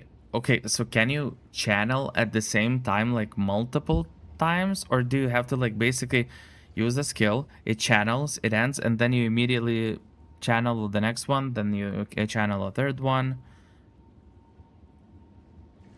So, so I guess then, okay, if you just hold down the button and you non-stop channel, so I'm guessing it's basically gonna have like per second it can channel like a bunch of, you know, it can consume, let's say, like 2 or 3 charges, or like however many, right?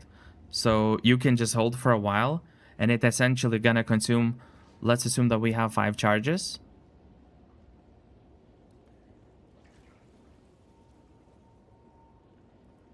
Wait.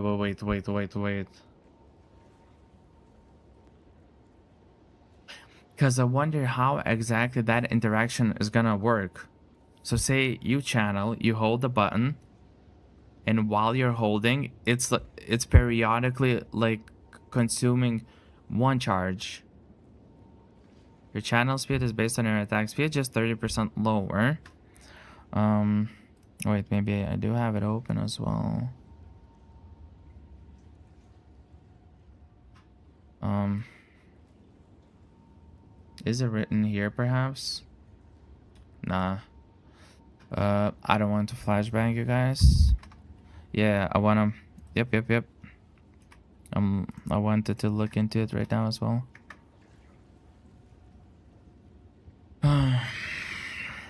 So, channel to create fleeting images. Attack. So yeah, it's gonna be like basically a little bit slower than usual, I think, than regular. Basically, it's gonna be slower than the regular whirling assault, because it's like, yeah, it's at the speed of 85. So I'm gonna slot whirling assault into that channeling. So it's gonna be like 30% the channeling itself, and then the whirling assault is like a little bit slower. So whatever the damage is gonna be like, but yeah. And regardless, near the target location, the images perform socket and melee attack once. So yeah, they do the full rotation of the skill and then they stop. So basically, when you cast the clone once, does the full spin until the end and then disappears. To create 2 additional images. But okay, so say you hold down the button, right? Because it's a channeling thing.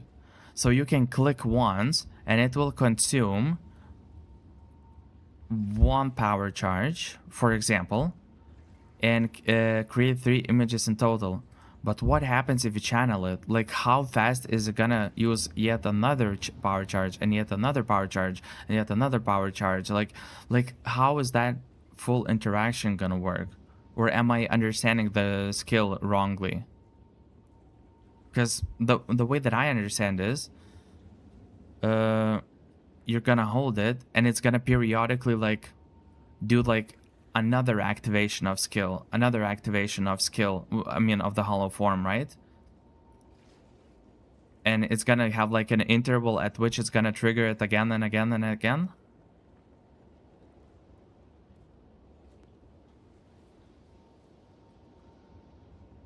Yeah, like attacking just 70% speed. That like I still don't understand.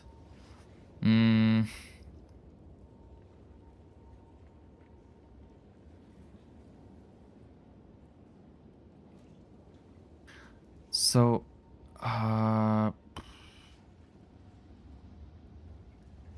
okay, go to game and hold down whirling assault. Yeah.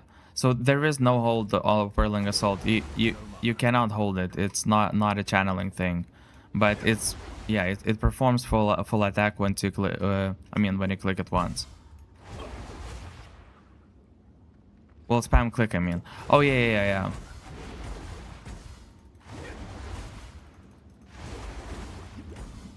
If mana weren't an issue without any mobs.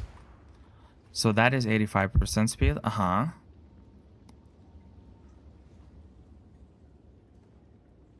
Now imagine 70% speed. So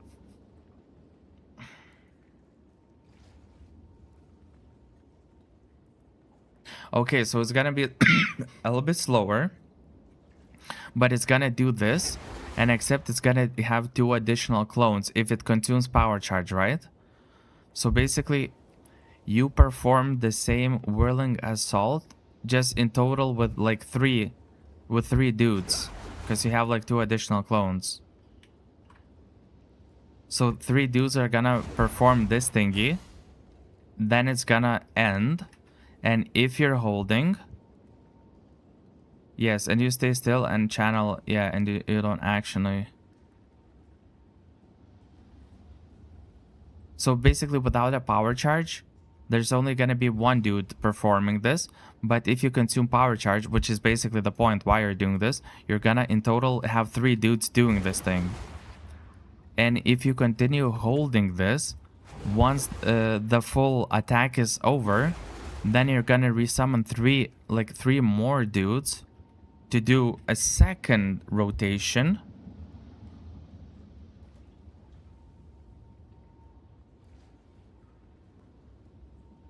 If you have a power charge, another power charge, meaning, that is.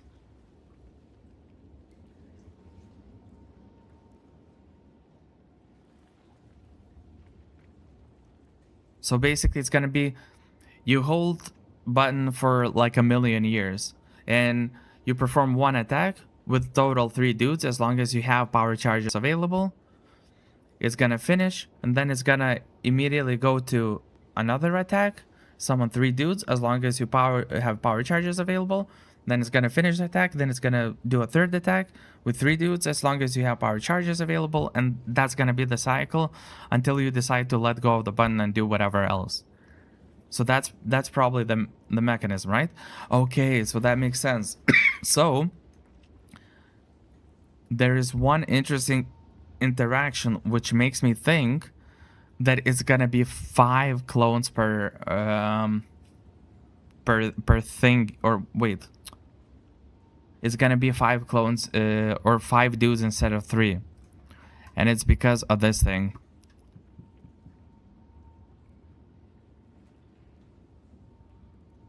It will make the channeling, it will make, since it's gonna consume a power charge, right? It's gonna count as if it consumes an additional power charge. So when you cast this, it's gonna count as if it consumes 2 power charges. Melee, sustain, channel.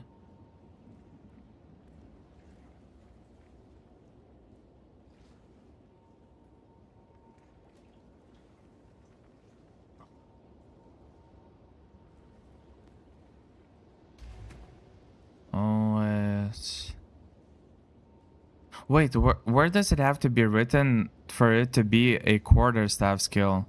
Or like which skill would be considered quarterstaff?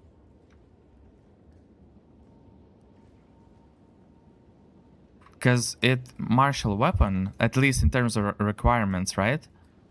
And quarterstaff is one of them. Unless that there's like a specific, mechanism how it, decides whether it's like quarterstaff skill or no.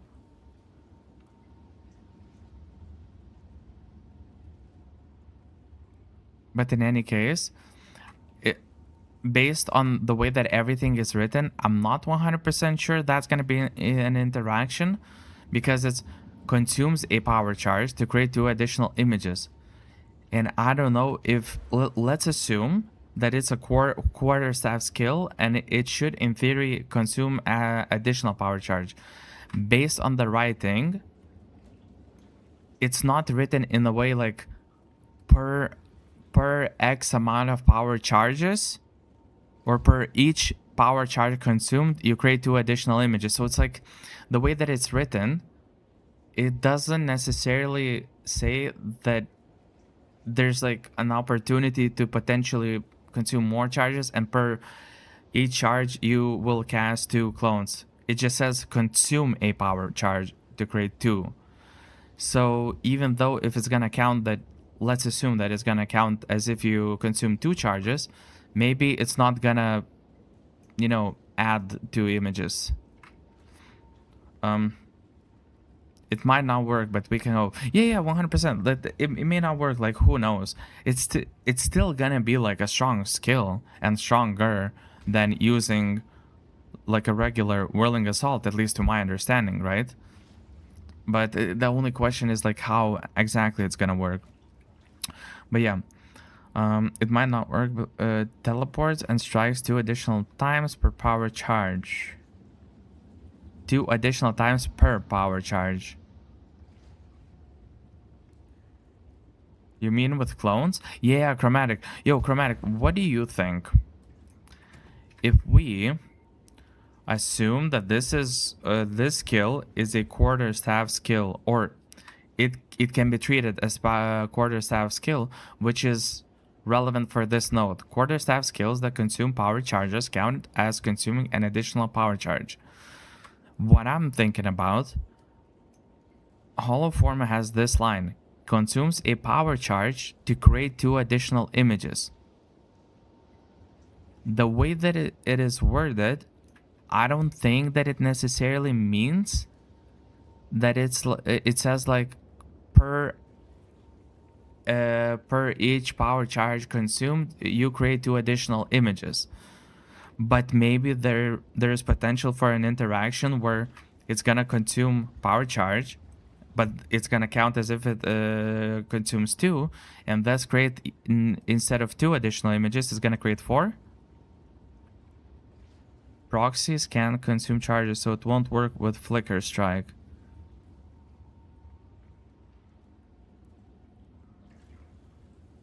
Oh yeah. Yeah, like he wanted to show, I think, like a different the different wording and like interaction with power charge rather. So it will only consume 1 to create 2. Yeah, it's all good. It's all good. So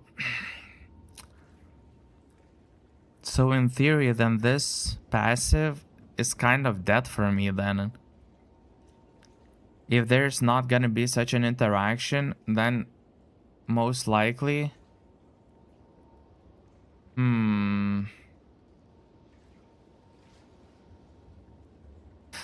There's a decent chance that this node is actually dead for me. I mean, it's not entirely dead. Like, it's gonna be useful maybe for charge staff. I don't know, but again, it's like it says consume all power charges. So it's gonna, like, let's say it's gonna consume 5, and then it's gonna count as 6 in total, for example. So it's not like it's weak, it's still gonna give a bunch of power. But the question is, like, how strong is the buff gonna be? Will I want to keep it? Because if it's not gonna be relevant, or it's not gonna interact well, then maybe I just let go of this node and even not even choose overflowing power. Because what if hollow form, when it's gonna deal damage and those clones are gonna crit, they're gonna be self-sustaining in terms of critical. I mean, they're gonna crit, they're gonna deal damage and crit, right? And through crits, I'm gonna sustain power charges, because there's gonna be 3 of them dealing a bunch of damage instances, and the power charges are gonna be on constant upkeep. Like, they're never gonna run out. Wait, their crits are not gonna give you power charges? Why though? Proxies are their own entities?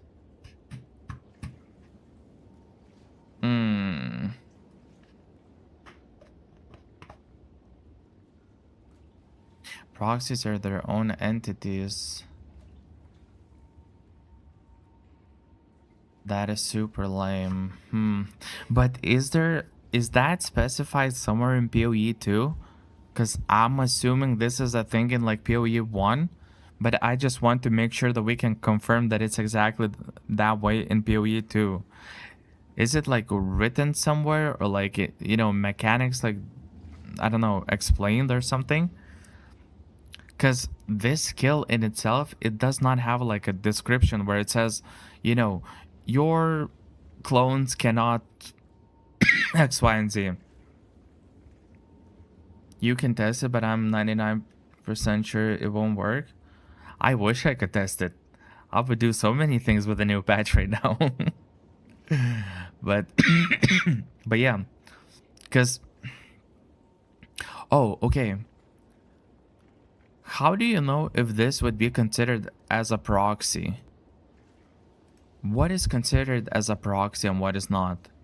Is there like a tag or something that basically labels the thing as proxy?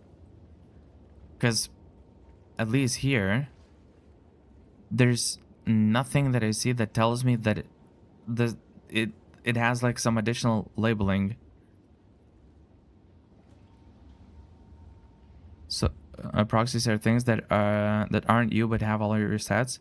So totems are proxies. Okay, but do totems have like a specific tag that says, like, basically that labels them as proxies, or proxies like are not tag wise a thing, if that makes I don't know if my question makes sense, but basically are proxies somehow, you know, tagged or whatever in the system that we can look at a skill, for example, and immediately tell that, oh yeah, it's a proxy because it says this or it has this tag or like whatever.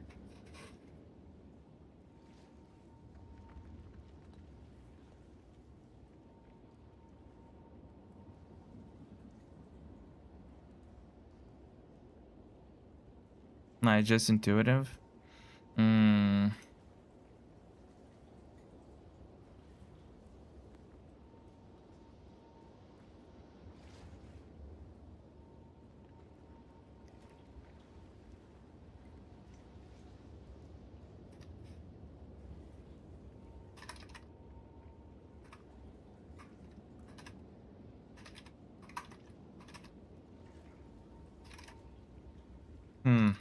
Okay, but there's definitely like at least some things that there's like stuff to consider. If that's true,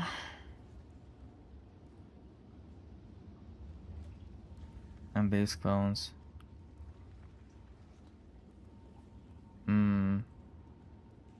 But these clones isn't like these clones like a new thing to PoE too?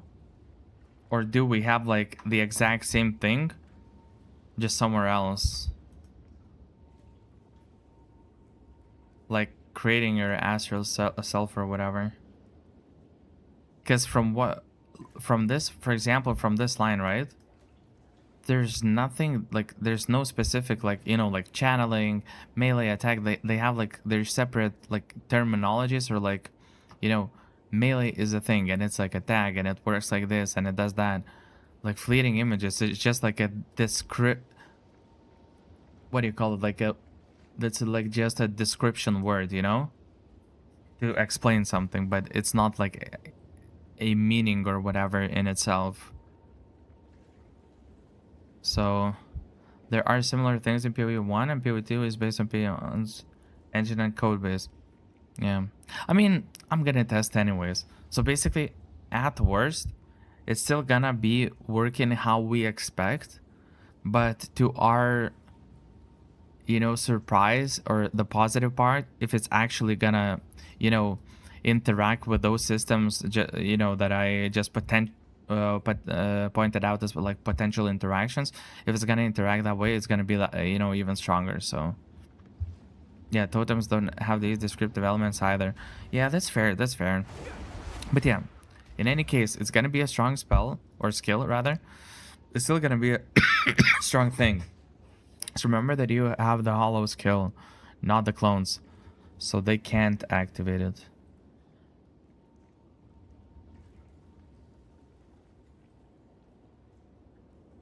Not the clone, so they can't activate it. What they cannot activate?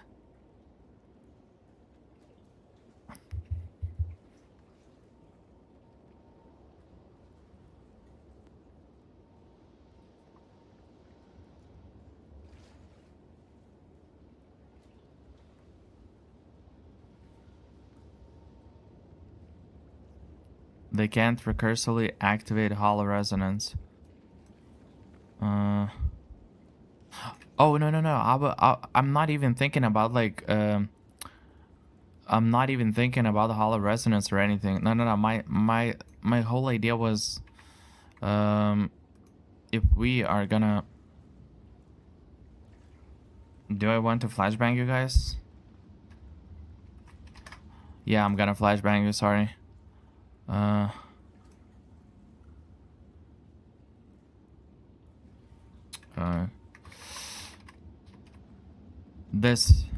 This thing.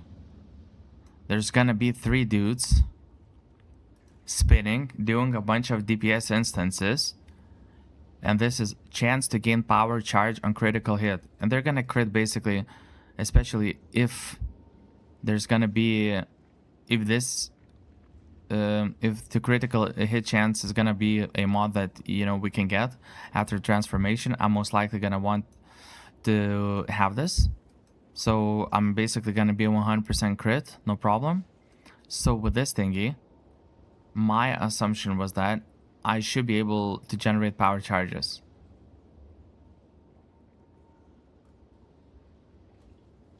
So yeah, that was my only hope, or my only thing that I thought of was what I was thinking. I was basically, wait, what if it can generate power charges, because those clones will be able to crit. Like, it doesn't say that they cannot crit or something, right? So if they're dealing damage critting, shouldn't they generate power charges? But if not, then not, whatever. But in case they will, it means that it's gonna be like self-sustaining in terms of power charges. And when you're like next to a boss or some like beefy dudes that you need like a few seconds or 10 seconds or whatever to kill, you can just hold the channeling and or basically put a phone on your keybind and just walk away from PC and let it non-stop cast until it kills the enemy, because they're gonna just basically. But I'm very sure that they can't gain power charges for you, for the same reason they can't leech for you or life hit. Yeah, so if that's gonna be the case, and I will not be able to like, leech and gain whatever effects for my character, then it is what it is. But it's definitely a thing worth testing, because if it's gonna be, so there's two things that I'll want to test. If this perchance, perhaps, per maybe, or whatever, if it's gonna have like the interaction, as in instead of 3 clones, it's gonna create 5 because of this interaction. But if not, then not, whatever. We can assume that it's not gonna work, but I'll just try regardless, just to see. And I'm gonna see if those thingies, after I'll have that mod on the gloves where I'm gonna generate the power charges on crit, I'm gonna check and see if I'm gonna be able to generate power charges during that cast from those clones dealing damage. And that's it.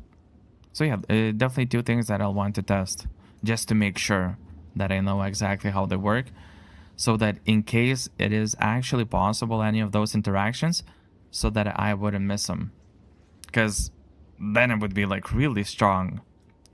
I mean, in theory, if you have like 3 power charges, for example, if you cast 3 cycles of those clones, even if they're like 3 copies, in theory,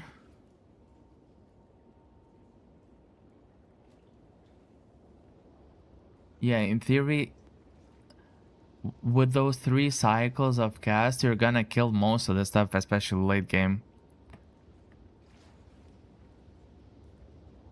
I mean, it wouldn't just be strong, it would be broken. I mean, hell, they just nerfed spell totems and killed an entire possible archetype. We're gonna see. Hey, we're gonna see. Maybe you're right. Maybe it's not gonna work. I'm just gonna test and confirm whether it doesn't work or it actually works. I'm not expecting it to work, and I'm not basing my whole, life choices around it, but it doesn't hurt to test just to see, whether there's something going on or not. So if that's going to be the case, it looks like I will not need a lot of charges, because if that skill is going to work in such a way where you channel it and it's going to do like 1 skill cast, or trigger 1 skill cast of like, let's say 3 clones by consuming 1 charge, I will not need to have like a big pool of power charges. Like, I will not need to have like 5 power charges. So I don't need this in still, because I was thinking that it's going to be useful, unless 5 power charges will prove to be like insanely strong for using charge staff. Because in theory, I can use this and gain this buff for 30 seconds, or if it interacts with this node, which gives like that consume power charges, count as consuming an additional power charge, if it interacts also with this, so it's gonna give a buff for 36 seconds and shit tons of like stats. So I'm just wondering if it's gonna work where will charge staff would buff your clones. So in theory, like, if that's gonna be the interaction, I would need to first generate charges, then use the charge staff, then generate them again, and only then use the clones. But I want to test right now. I want to see how... Do you perhaps know what support gems people use for the charge staff to empower it as much as possible? Because I want to try and test right now to see like how strong, like how much does the damage change, for example, in the tooltip on Whirling Assault. Like how meaningful of a change it's gonna be. So I'm curious, like, what are the meaningful supports for it? I mean, I'm gonna check anyways, but maybe, you know, maybe you have experience with it, and you know. Perpetual charge. Let's check. I have no idea what that is. You don't have experience with Monk at all. We're gonna learn. This patch, we're gonna learn. Oh, this is actually pretty nice. I mean, it's a utility thing. It's not a power thing, but it still sounds pretty nice. Just like that on the background. Sometimes I wonder what the old me would say. They could see the way shit is today. Everything is gay. I just realized that these gloves aren't even without like to melee skill. And melee skills also doesn't charge this. Is there a attack? Culling Strike.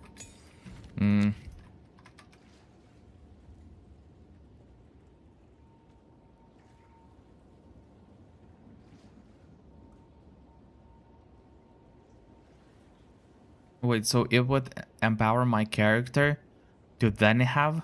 Wait, don't you have to put it on an active skill? Does it also work on buffs that buff you? Doesn't it have to be on a damaging skill that can kill?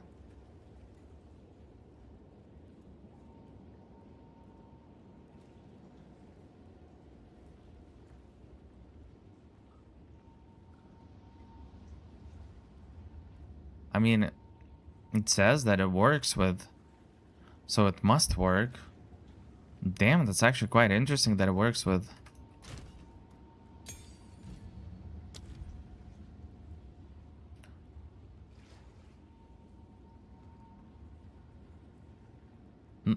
Charged. Oh, never mind. Yeah, I was looking at the different skill. Yeah, but it kind of makes sense, no? That it's like...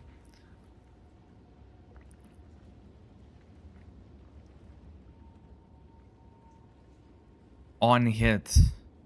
Buffs don't do a hit unless they, you know, have this like, oh, you know, when this happens, because of this kill, you do a hit of some kind. But charge stuff in itself, like, it doesn't do hit, it just like empowers your character to be like stronger. Okay. Yeah, all good. We are all learning. I'm also learning like so much. So it's like, you know, it's all good. Wait, Po Ninja maybe? Let's look into Po Ninja. Can't even form words. Charge staff. Now let's see.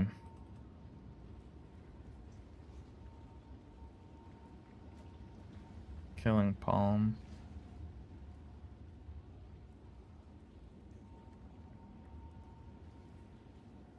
Anyways, it's almost 2 a.m, so I need to hop off. Yo, best of luck. Hey, have a good night, man. Have a good one. It just so happened that today I've started like stream up very late, which is like 5 a.m. my time or 6 a.m. my time. No, actually 7 a.m. my time. What? So yeah. But, you know, when the league is gonna start, it's gonna be on time, it's gonna be everything, it's gonna be early, and it's gonna be amazing.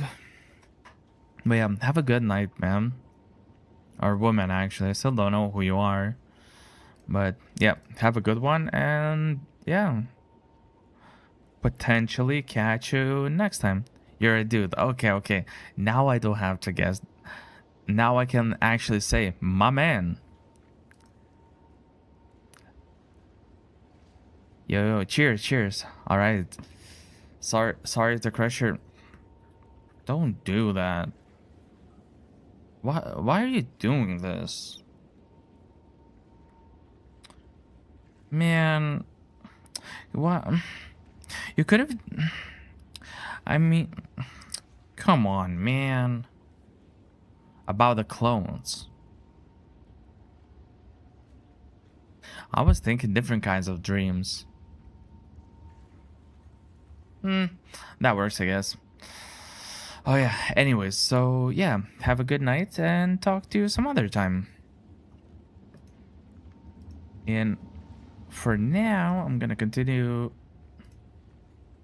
later, muchacho. Yes, sir. You too, you too. Alright. I'm gonna look into what other people use for charge staff. Diala's Desire. And plus 10. So what would it give? Wait, actually, Diala's Desire is Poggy's. It makes sense. Please don't be expensive. Wait, really? Is that cheap? I'll fill that in as soon as I can. Why? Isn't it supposed to be like, oh, it's very good?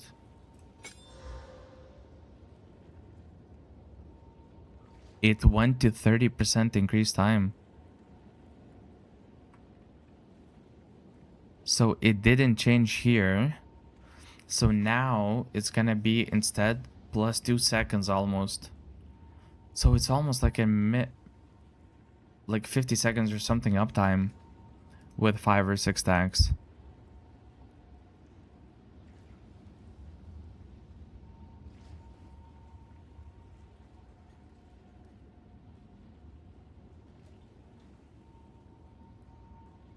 Wait, this one is actually kind of boggy. It's to use on skills that are like whatever, you know?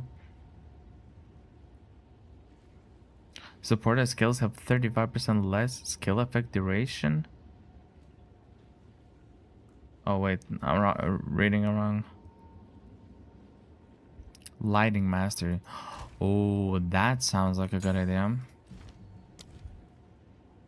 Uh-oh. You need 5.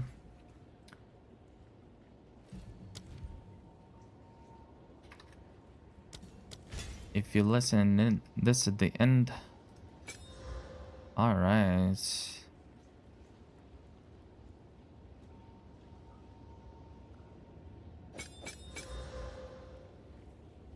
To be honest, perpetual charge, if I'm gonna have like an easy time generating mid to late game, maybe it's not gonna be needed afterwards. Ooh. Okay, okay. Yes. Uthred. Uchthreds. Let's see if there are any Right. takers.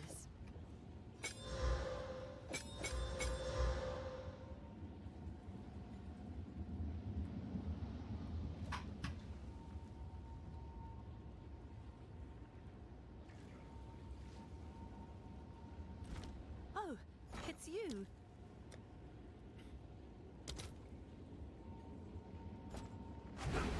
No mana. Don't I have this? I have Exodus. I see. Hail. Oh, but it's actually like.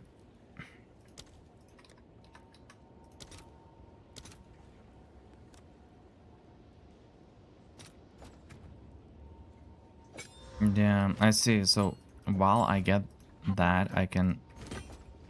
Whatever. I just literally just lost so much profit. And that's good. That's good. I'll fill that I'm a in as money soon as making I can. machine. Um.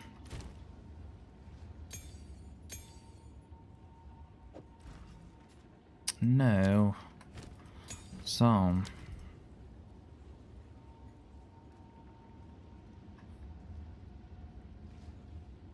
More. Yes.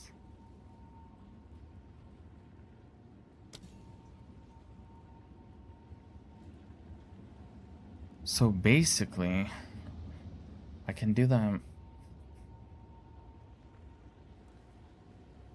Yeah, I can do this. Which means... Bro, it's gonna stay up for so long, I think. I'll just have to make sure that I do the killing palm like really well, yeah?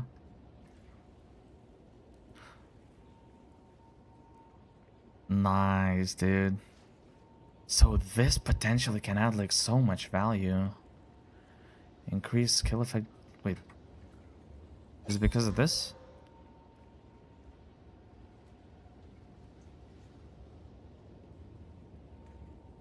Oh, it's because of that additional line. Okay, okay. Makes sense. So it's gonna be 65. So 6 seconds. 65. It's gonna be in total 10 seconds per power charge, at least the way that I understand it. So basically, if we get 5 stacks, for example, but I mean, we might not need this because we can load up on even lesser amount and just use like a different notable. But we're gonna look. We're gonna look first. We're gonna test with a setup like this, okay? Let's go to the maps right now. I really want to test it. I really want to test it and see how the numbers change. Yeah, let's run into whatever map. Let's not make it a strong map. Forge. Oh yes, Forge. Very good.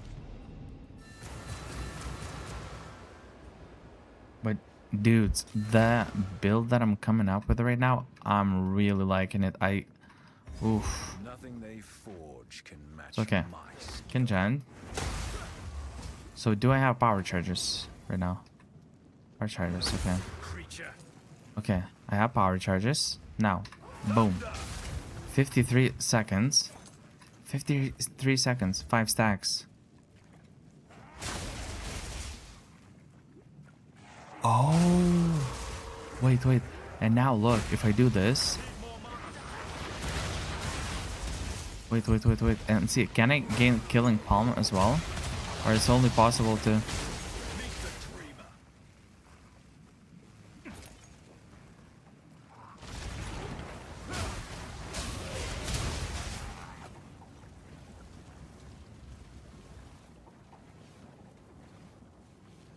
Dude.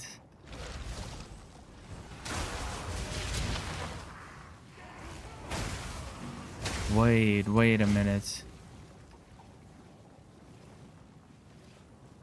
So wait. What? Okay. Huh? So power charges. I need more power charges, right? Now I use R. And this is gonna make those thingies. So it was 51k. It goes to 90. Almost doubles the DP.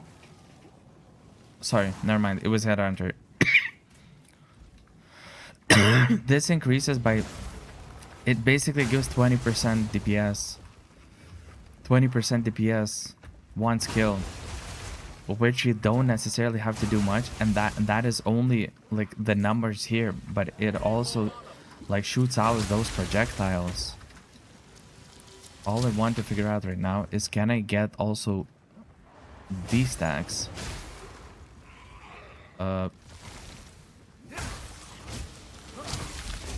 Yeah, can I get these stacks of staggering palm? Look. Yeah, I have those stacks. Yeah, I can. But can I get staggering palm stacks while I'm... You see? Look, it's not going up.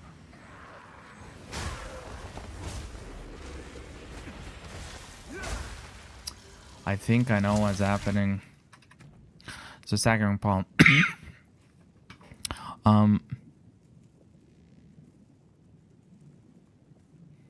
Heavy stunning.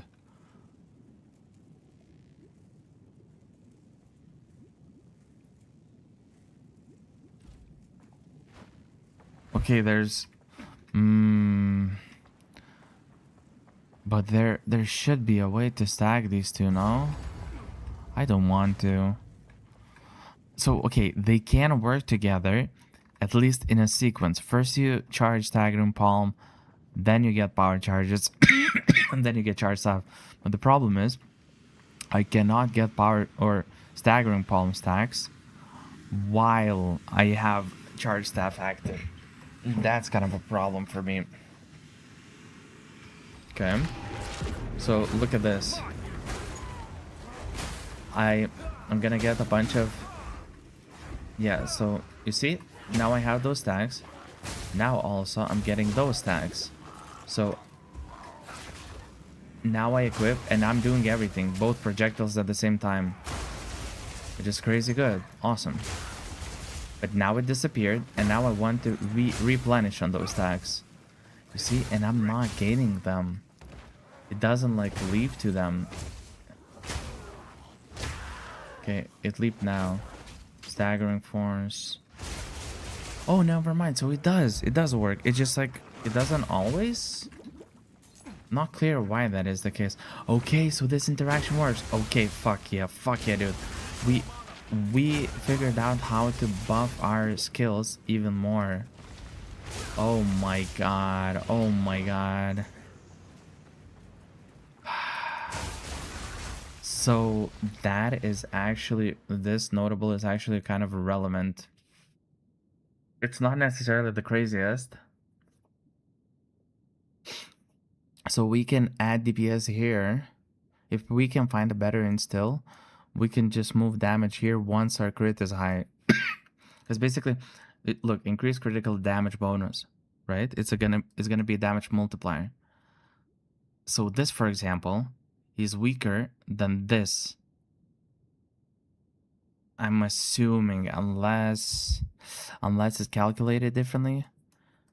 But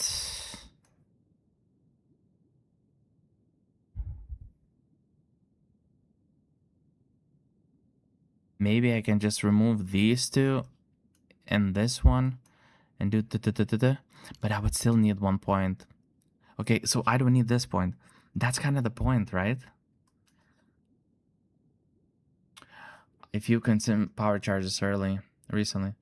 Oh, never mind, dudes. I will not be constantly reconsuming those. I won't. Unless I'm using my hollow thingy. Then potentially yes. But the thing is, I might be using my, like, these attacks, right? I might be using my my OG whirling assault instead of standing and using the hollow form. That's not clear though, which one is gonna be better. Bad one.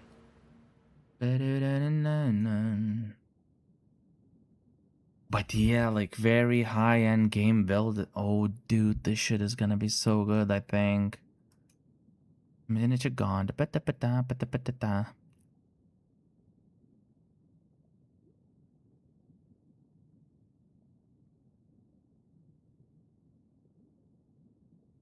This shit is kind of potentially good. No, probably additional power charge is better.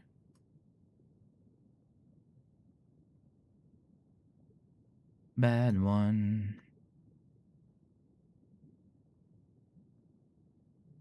Yeah, this is like really nice for boosting our... The only question is when we're gonna increase the critical hit chance on gloves, right? Because my assumption is that we're gonna do this.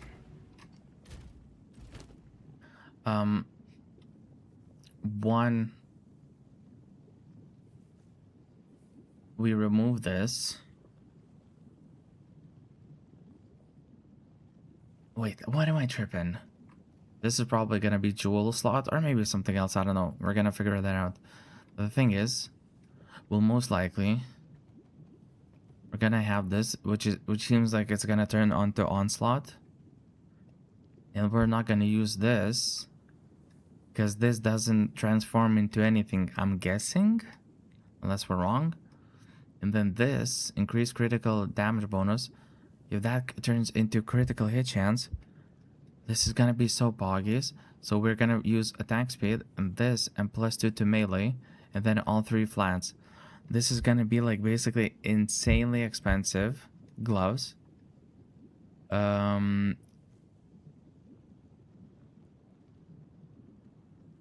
These are gonna be like insanely expensive gloves in terms of purchasing.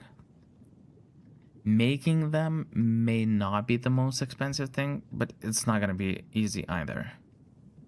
I'll have to figure out the process on how to make them so that, you know, ASCP as early into the game I can craft the pair or the type of gloves that I want to. And the thing is, eye level is only gonna be relevant to the point so that we could get those tier 1s that we need, but not in terms of gloves themselves. And also the type of gloves or the base will not matter as long as it's gonna be int, gloves. So even like lower base tier, like it's still gonna be completely fine. Oh my god.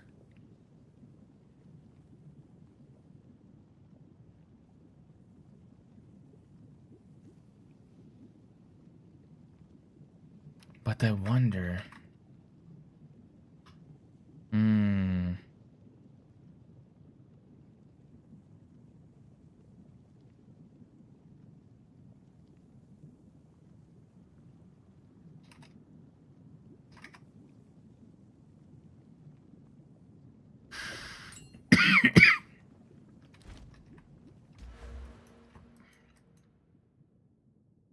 Dude, what the fuck, actually?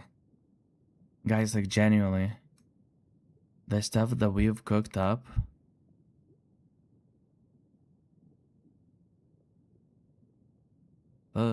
Shit.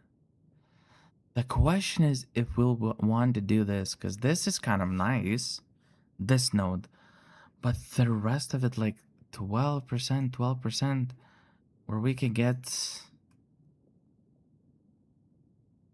Or wait, or are they the same strength? Ah, these are weaker actually.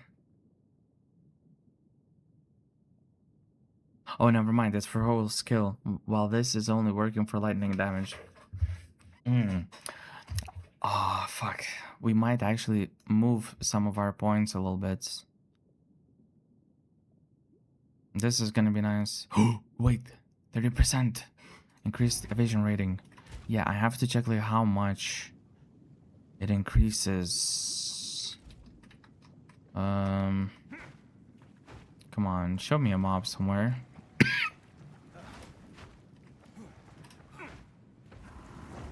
Okay, so evasion is 59. What the fuck? Did I just hit an enemy? What do you mean? Okay, so I guess it counts like somewhere else. So yeah, the impact of the evasion itself is just a couple of percentages. It's still better than nothing, but it's like, yeah, it's whatever. It's, yeah, it's like, it's a nice bonus.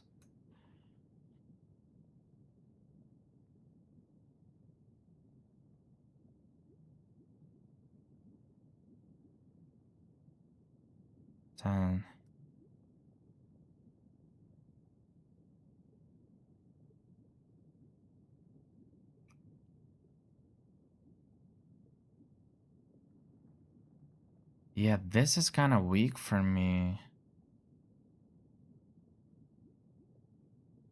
I mean, it's kind of nice because of these, but it's not really because of this.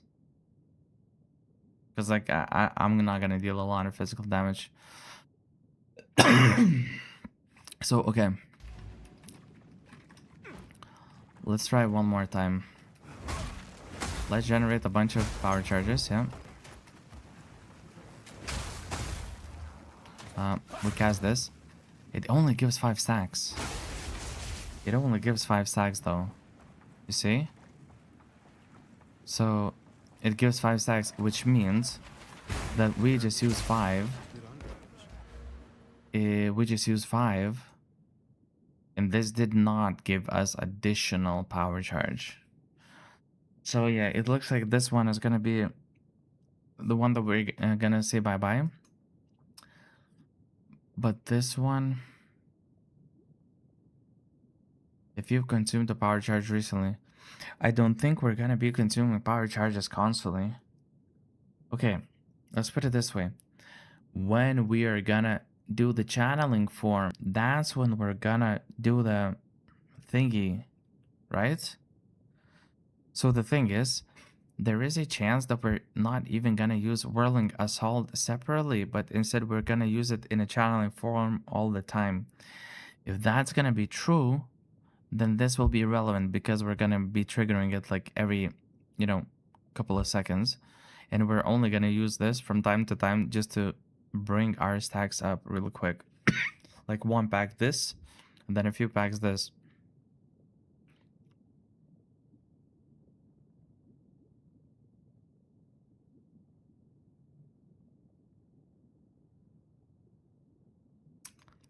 I don't know though.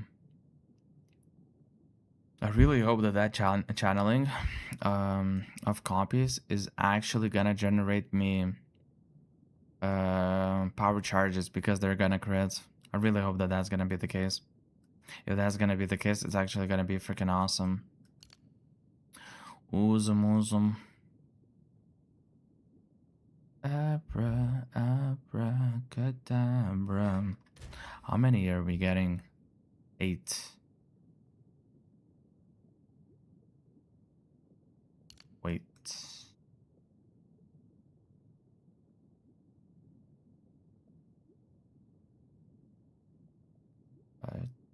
Run and grab ya. Have a bag of Viagra. So sometimes I wonder what the army would say if they could see the way shit is today.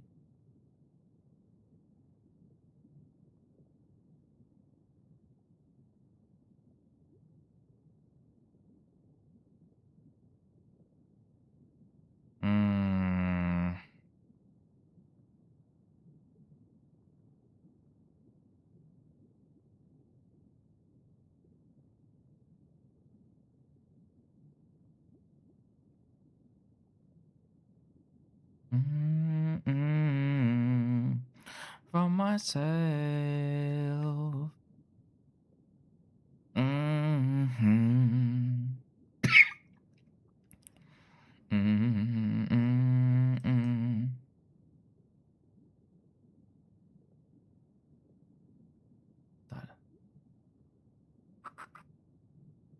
Freeze blind effect.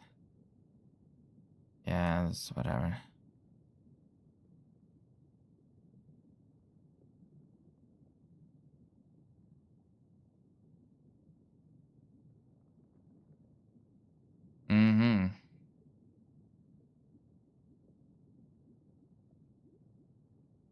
Save me by myself. It's long living in hell.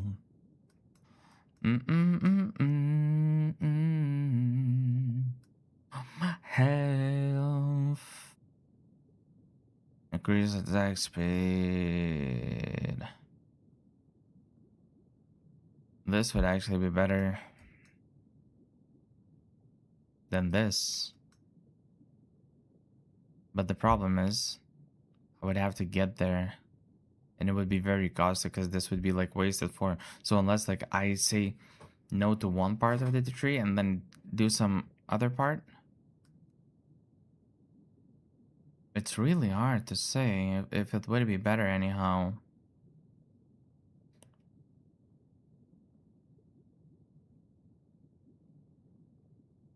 Say me.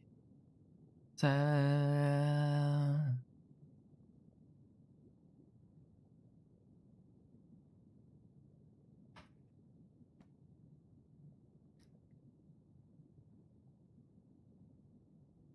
Okay, that's not gonna be relevant. Bow, bow.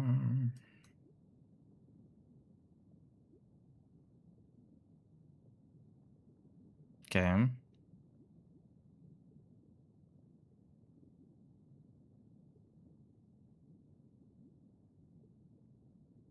Uh-huh. Right. Really?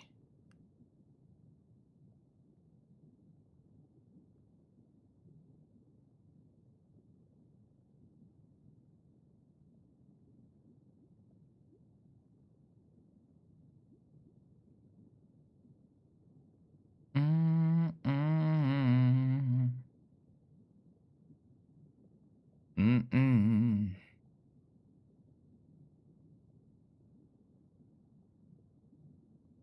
55 and for basically 4 points, 55 and 5% chance. Is there anywhere where we can spend 4 points better? I'm so lost. Waste your time on me. This could potentially also be like good if we'll need more AoE at some point. Simply because our crit chance that we're gonna do, especially if we're gonna get it on gloves, is gonna be insane. I'm lost.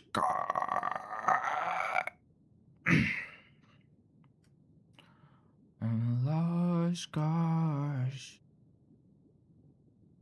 Lost 6% of damage. Like that.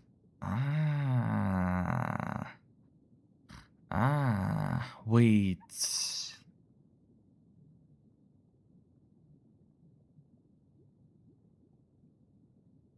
This wouldn't be too bad. Common calamity. Wait, let's write down the.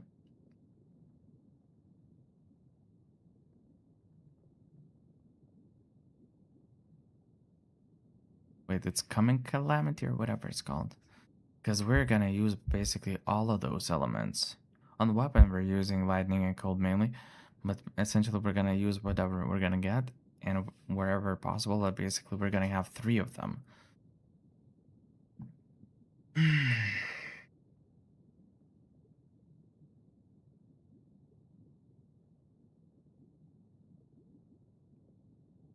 I'm a lost gosh. Baby, take your time on me.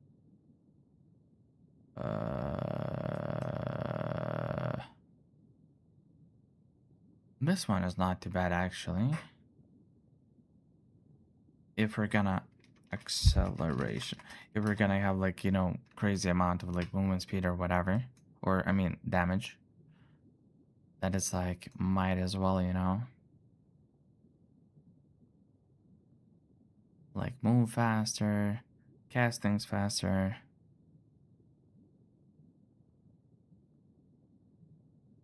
Mallows goes.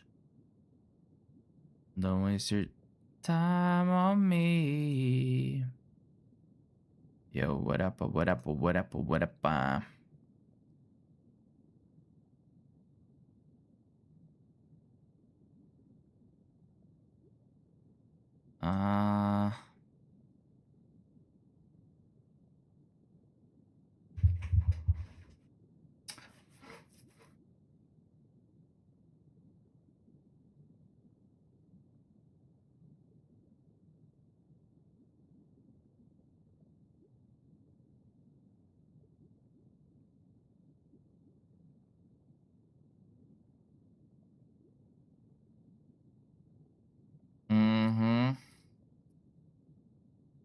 Eh. Yeah, we're not really like struggling with the cooldowns. So that's like whatever.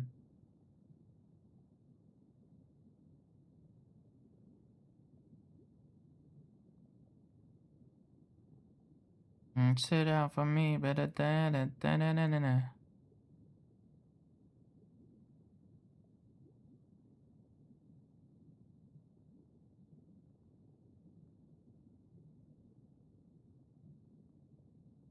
Doesn't sound like a bad one at all.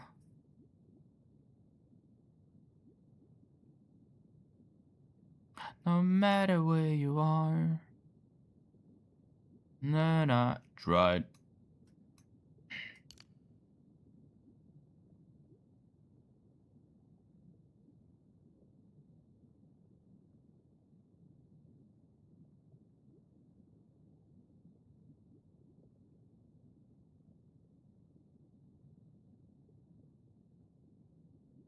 Eight, so this compensates for these two and then loses out on.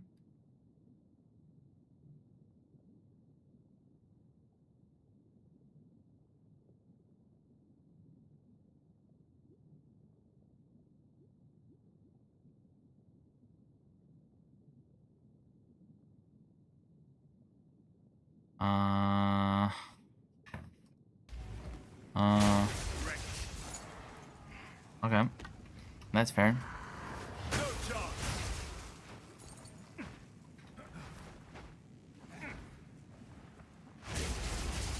No mana.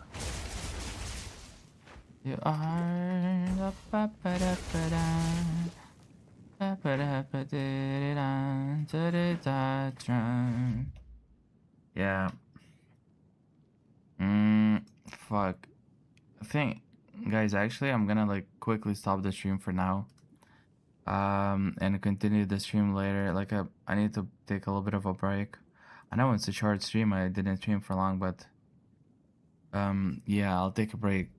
I feel my throat is like acting up too much. Yeah, but I'll be later. Most likely later today. Maybe even in a couple or a few hours. So yeah, I'm just gonna like quickly stop, and then come back later.